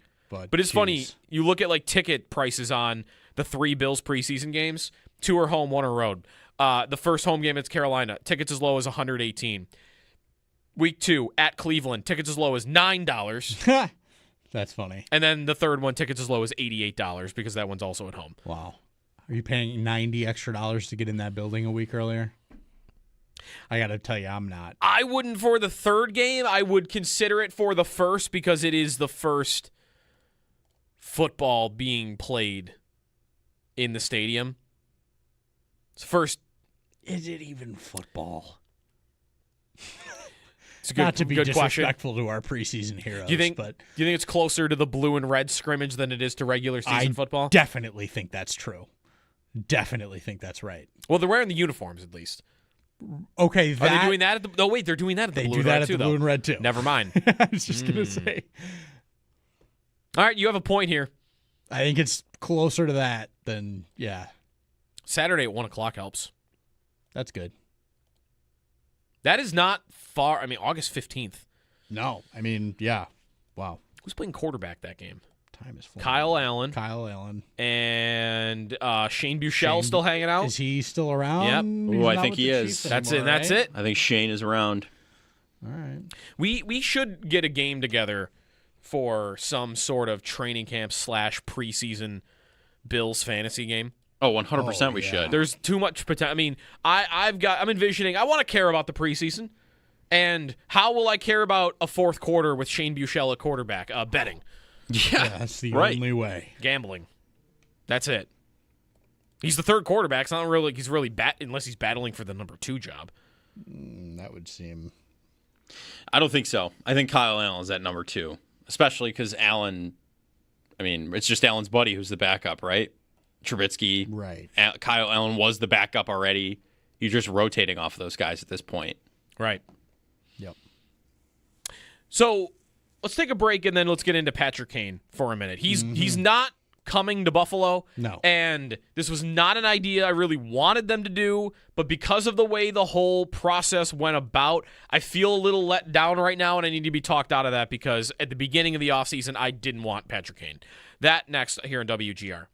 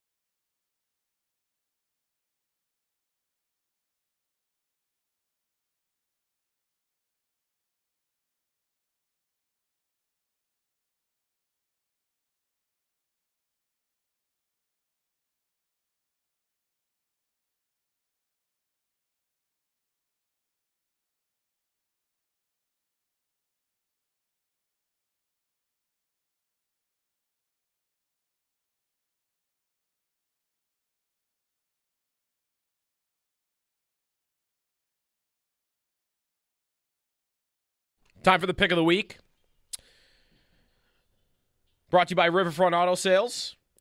Riverfront Auto Sales pick of the week is a sleek black 2017 Honda CR-V, packed with modern tech, roomy cargo space, the ultimate all-wheel drive crossover, safe, fuel-efficient, sharp-looking. You can test drive today and go to Riverfront Auto Sales, 1379 Niagara Street, or online, riverfrontautosales.com. Patrick Kane to Chicago, 2-year deal, $8 million per year. I think Friedman says that meaning the cap hit. Kane was eligible for a 35-year-old plus contract, which is different than other contracts. Right. Hockey is not like football where, while Josh Allen makes $55 million per year, but his cap hit this year is $37 million. Right. That doesn't happen in hockey unless you're 35 years old and they can start playing around with incentives where, like if Genny Malkin is the example from this offseason, he signed a 1-year, if you go to Puckpedia right now, you'll see that Malkin signed a deal, 1 year, $5.5 million. That's the cap hit. The AAV actually on Puckpedia says $9 million because there is incentives in the deal that he can earn that don't go against the cap. And that you can't do that with other contracts. So Malkin, for instance, he gets $250,000 for playing 42 games, $250,000 for getting 63 games. He gets another $1 million if they make the playoffs, and then he gets $500,000 for each playoff round win. That's how he could make up to $9 million. Mm-hmm. And I don't know, isn't it likely, given the Sabres have not a ton of cap space? They got like 8.1 right now, I think. No, they have 5.1. 5.1. $5.1 million in space. I mean, weren't the Sabres offering $3 to $4 million less, but they were telling Kane, like, well, we can probably pack you the deal with this Incentives and this. And yeah, score over 50 points and you get another another, same as what you were saying with Malkin. Yeah, I think a lot of teams do that, but I think it's likely that Chicago was ready and able to offer a bigger guaranteed number, and at Kane's age and his sort of desire to really, it seems like these are the only two places he was going to play. He just picked the offer that guaranteed him a little more money. I would expect he's just as comfortable in Chicago as he is in Buffalo, if not more. He spent his whole career there. Like it could have been a money thing. The money's guaranteed in Chicago. It probably isn't guaranteed unless they were going to get rid of somebody. Right, it wasn't going to be would have guaranteed here in the same way. So 37 years old, he'll be 38 at the beginning of the season. These are his age 38 and 39-year-old years. He's probably going his entire career without playing in Buffalo. And I find that more Sabre fans, more Buffalo hockey fans, it's not weird because we know the history and we know the allegations against Kane from, is that a decade ago now? Yeah. Right around? Maybe even more. Yeah, his history with the community is not positive. No. But because I feel like the hockey world doesn't sense that. Like everybody's like, oh, what a story it'd be, like Patrick Kane going home. And the Sabres have clearly wanted him, like multiple times. They've wanted him to some degree. He's going to go his whole career without playing in Buffalo. And I feel like the majority of fans think that is a good thing. They would rather, and again, like kind of crazy, right? Because the most decorated American hockey player ever, an icon, is from Buffalo. Yeah. And we're all like, good. Don't want him ever playing here. I'm out. Not like I put a poll up just to like gauge, like I wonder how much it is. And it's only been up for a couple minutes. It's already 100 votes. 73% are like, good. I'm glad he's never playing here versus disappointed and sad. Yeah, I think, people from here know that he's got stuff. And, it's reported that he's worked on it and he's done a lot to try to improve in that way. And, good on him if he has. We don't know that, obviously, and all we can judge is what we know. And what we know is that he's done some pretty horrible things in the past. And so I think there's probably people here that are, I think, maybe a little bit like you and me, not exactly upset that he won't be back to town, professionally at least. And so, you could have wanted the hockey player. I didn't even really want the hockey player. if we're being honest. So there's really nothing I'm upset to be missing out on here. Yeah. Personally, I respect and like I said, he is an icon. I mean, that is growing up at my age, whether you're from Buffalo or not, Patty Kane was the guy. Like, he was the coolest. He had all the celebrations. He had the hands, the shootout goals, the cups, and he was the man. And so I think the fact that people here, at least some, myself included, feel okay about him not coming back and not completely torn up and like, why didn't you choose us? Oh my God, this sucks. Like, there's no part of me that's like, well, the Sabres thing is all back. Like, oh, nobody wants to play here, blah, blah, blah. Like, even Patty Kane won't come play here. There's 0% of me that thinks that way. I think there's a lot of people out there like me that even though they acknowledge how amazing he was, and really is still in many ways, there's other things to be considered that could, push you in a different direction. Yeah. Yeah, I said this a little bit earlier. My disappointment, and it's not that much disappointment because I don't think the Sabres should have given him that contract. I went into the offseason wanting them to get a power play guy and to get one that could be the elite passer, the distributor, the zone entry guy. I don't care that Kane was from Buffalo at all. I think he was that player and was the best one left on the market that fits that description. And right now, like, to turn to the hockey side of things, okay, so no Kane. The power play is going to have to be fixed internally. Mm-hmm. There's no one else. Mantha was a power play guy, but he's more of a shooter. He didn't really fit that anyway. And he actually didn't cost as much as I thought. $4.5 million he went for. That's crazy that That's a crazy Mantha deal. makes $4.5 million, Kane gets $8 million. Right. That's psychotic. That is insane. So they're not, I don't think they are addressing power play externally before the season. So how do they go from the 20th power play that looked like the 30th power play that went a month without scoring a power play goal to what can I shoot for? What can I aspire for? You should aspire to be a top 10 unit in the league. How do I do with that? the team that they have? They've not been that How do you do in that? 4 years. Well, okay. Is Kulik how I do it?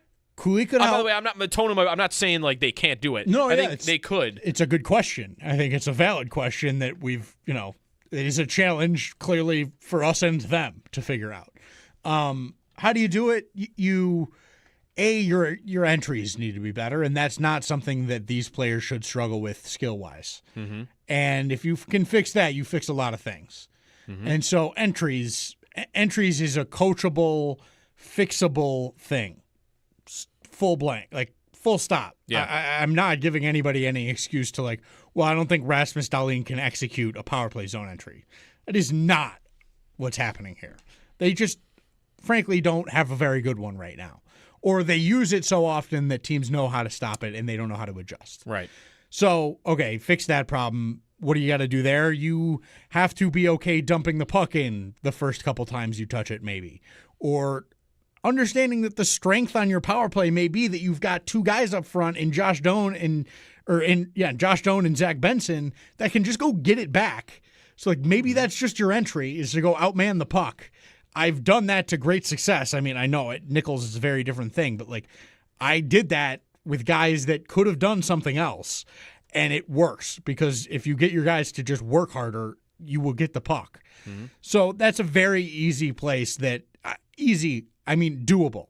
As in a coach can come in and just do that and fix it, and it's good. Mm-hmm. So that's great. I think Kulik is big because he's a shot threat that is significant. Mm-hmm. And then opposite of Tage, exactly. Sorry, I meant to mention that is very important for this. And then I think you can hope that Helenius is a power play guy somewhere. Bumper maybe that would make sense for me. Yep. Put him in the middle there, and then a continued development of Benson and Doan, and like that's a very good power play waiting to happen. You've got two great low guys with crazy good vision, great hands. Doan's awesome on the goal line. We saw him score like 3 between the legs goals this year. Mm-hmm. He's awesome at that. Thompson is an all-world elite shooter. Dahlin is a Norris finalist defenseman. Mm-hmm. You've got Kulik, who will be a great shooter over there if he's doing the job, and has shown a good playmaking ability too. I think Kulik gets forgotten. He's got some game to him. Yeah, because when I think about him, the first thing that comes to mind is just that he'll light one up on a one-timer. Sure, but he can. His wrist shot's great too, and I don't mind his playmaking. And like, I'm sorry, that's a great unit. Yeah, I think that it could be a very good unit. There's one role I still want, and it's kind of the thing Brian Fisher, we talked about with him a little bit earlier, that Kane did. We also had Jack Hahn on late in the year, and he was a former assistant coach in the league, video coach. Right. And he wrote a book about all the tactics that the teams use around the league. And the thing he said the Sabres really lacked on the power play was the Norris spot. And maybe Kulik could be the thing you're talking about. Right. What Norris failed to do from his spot that Jack Hahn talked about was you want, when you're opposite Tage, an elite passer across the ice that not just making the pass, you manipulate the penalty kill to open up a pass lane with how you move, with where your eyes are, and then get it over to him. And Norris just wasn't capable of doing that. And that just because Kane's not here doesn't mean I can't get that guy. I wonder, without that, how they could be a really great unit. I think they could be good without it. I think they were good at the end of the year without it. Yeah. And in the Montreal series, they actually found their way to a pretty good solution when they were in the zone. For 3 years, since the year they were third in the league in goals, and that year they had a good power play, right? Olsen was involved there, and Skinner and Middlestat, and Granato was the coach. Since that year, they had a top power play that season. They've been searching for it. And I feel like they've always just, we got to get it to Tage, get it to Tage, get it to Tage. And when they were succeeding on the man advantage in the Montreal series, that was not their plan of attack. They would get it to Tage, and then they get down to Doan. Yep. And now we're working a man advantage low. Benson's in front of the net, right? Norris is probably on the other side, and Doan has got the puck. Doan can score from the short side. He had done that. Benson had scored from the slot, and we're gonna work the puck there instead of just trying to get Tage to blast off. Yes, and they scored multiple times. Right. Benson, I think the one power play goal he had on his backhand in the Montreal series was a game winner. Right? Wasn't that a third period game winner? Right. And that's that shift we were talking about the other day for our Buffalo Sports SBs, I think. Yeah. But I agree. I think a part of that I could see with why Norris may have struggled there last season was, you remember how frustrated we got at a certain point with him not shooting? Yeah. Yeah. You think penalty killers didn't know that and didn't know, listen, this guy's never going to rip the puck at the net. Just flank him and don't let him transport the puck anywhere. Right. And that's going to kill their whole unit. And I think that was a big problem last year for them. Is pucks would get on his stick and penalty killers would know I can cut him off and he's not going to be able to do anything with it because he's not going to take the one-timer, and if he's going to catch and shoot it with a wrist shot, then my goalie's got to make that stop, and that's one he will take 10 times out of 10. And so that makes it it's like a half power play. It's I've got 4.5 guys out here against 4 because this guy is not really a threat. And so Kulik is absolutely a threat. And I don't think he's the playmaker Norris is, but I think he's young enough and could, if you coach him and get him to a place, he could be 70% of that, and with the shot, it would be just as effective. Right. And to me, that is a way to very quickly and easily open up some space. There's also just conceptual ideas they can try with, you ever watch Carolina's power play and what they do below the goal line? Yeah. They pass it back and forth down there. Yeah. And it forces the penalty killers to, one, sag lower into the zone, which would in turn open up Thompson for, if they can get a low to high pass, get it over to him. That's a very nice one-timer look.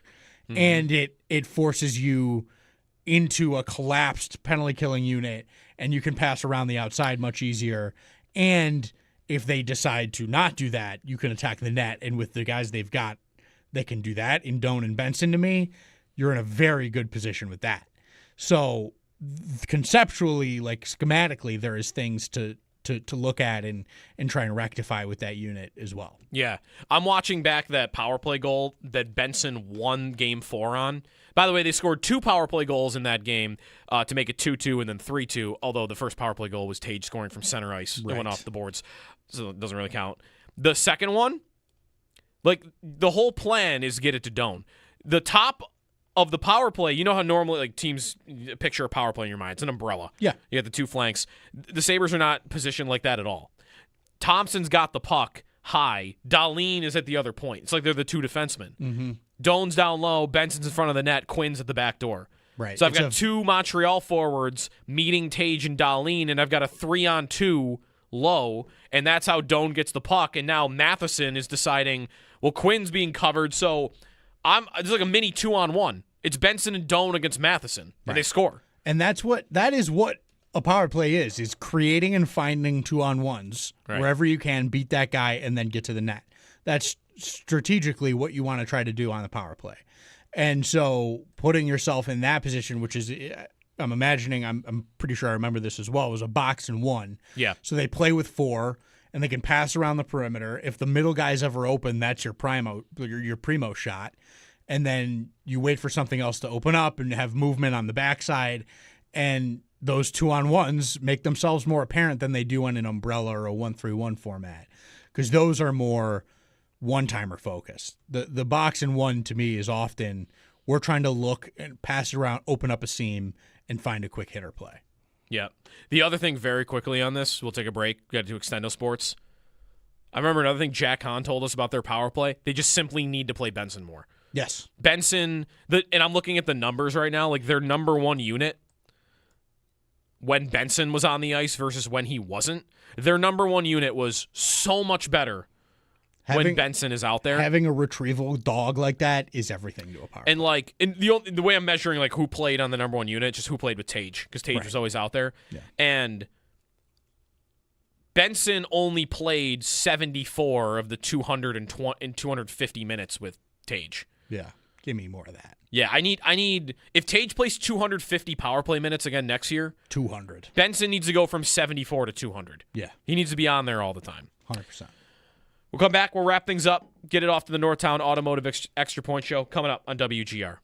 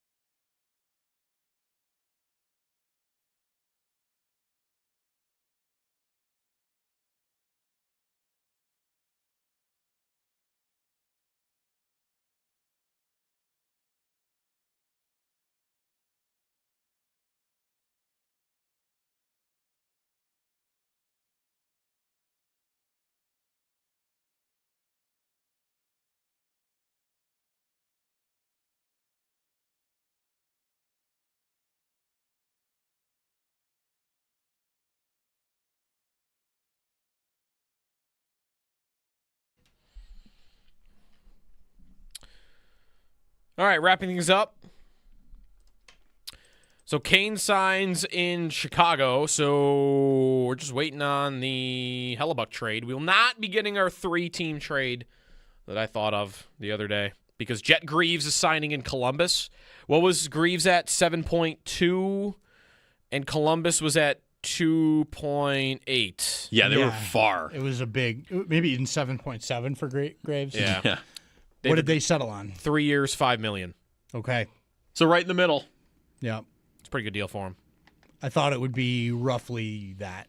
Yep. I thought probably a little less than Luukkonen was my idea. I've seen he might be Canada's next Olympic goalie. Yeah, he's about all they've got. It's like him or Montembeau. So like Montembeau. We had a caller on Montembeau like last week. Yeah. Yeah. No interest. That is tough. I'll pass. Yeah, Canada needs like a goaltending summit of some kind. Patrick Waugh or something to lead the charge. Do they just don't have the talented kids playing goalie or something? Like all the kids that are good want to play player, and their Yeah. coaches aren't as good. Russian coaches are the best. Swedish. I would say a lot of the top goalies are Goaltending. Russian I'm talking. Yeah. or American. Right. The U.S. has good goaltending development too. Shout out. All right. Didn't pick me though. That It's okay. That will do it for us. Stay tuned. We'll be back tomorrow. Continue to preview training camp. Fantasy Friday. Just get a little taste of that along the way. Stay tuned. Derek and Zach got you covered. Extra Point Show next here on WGR.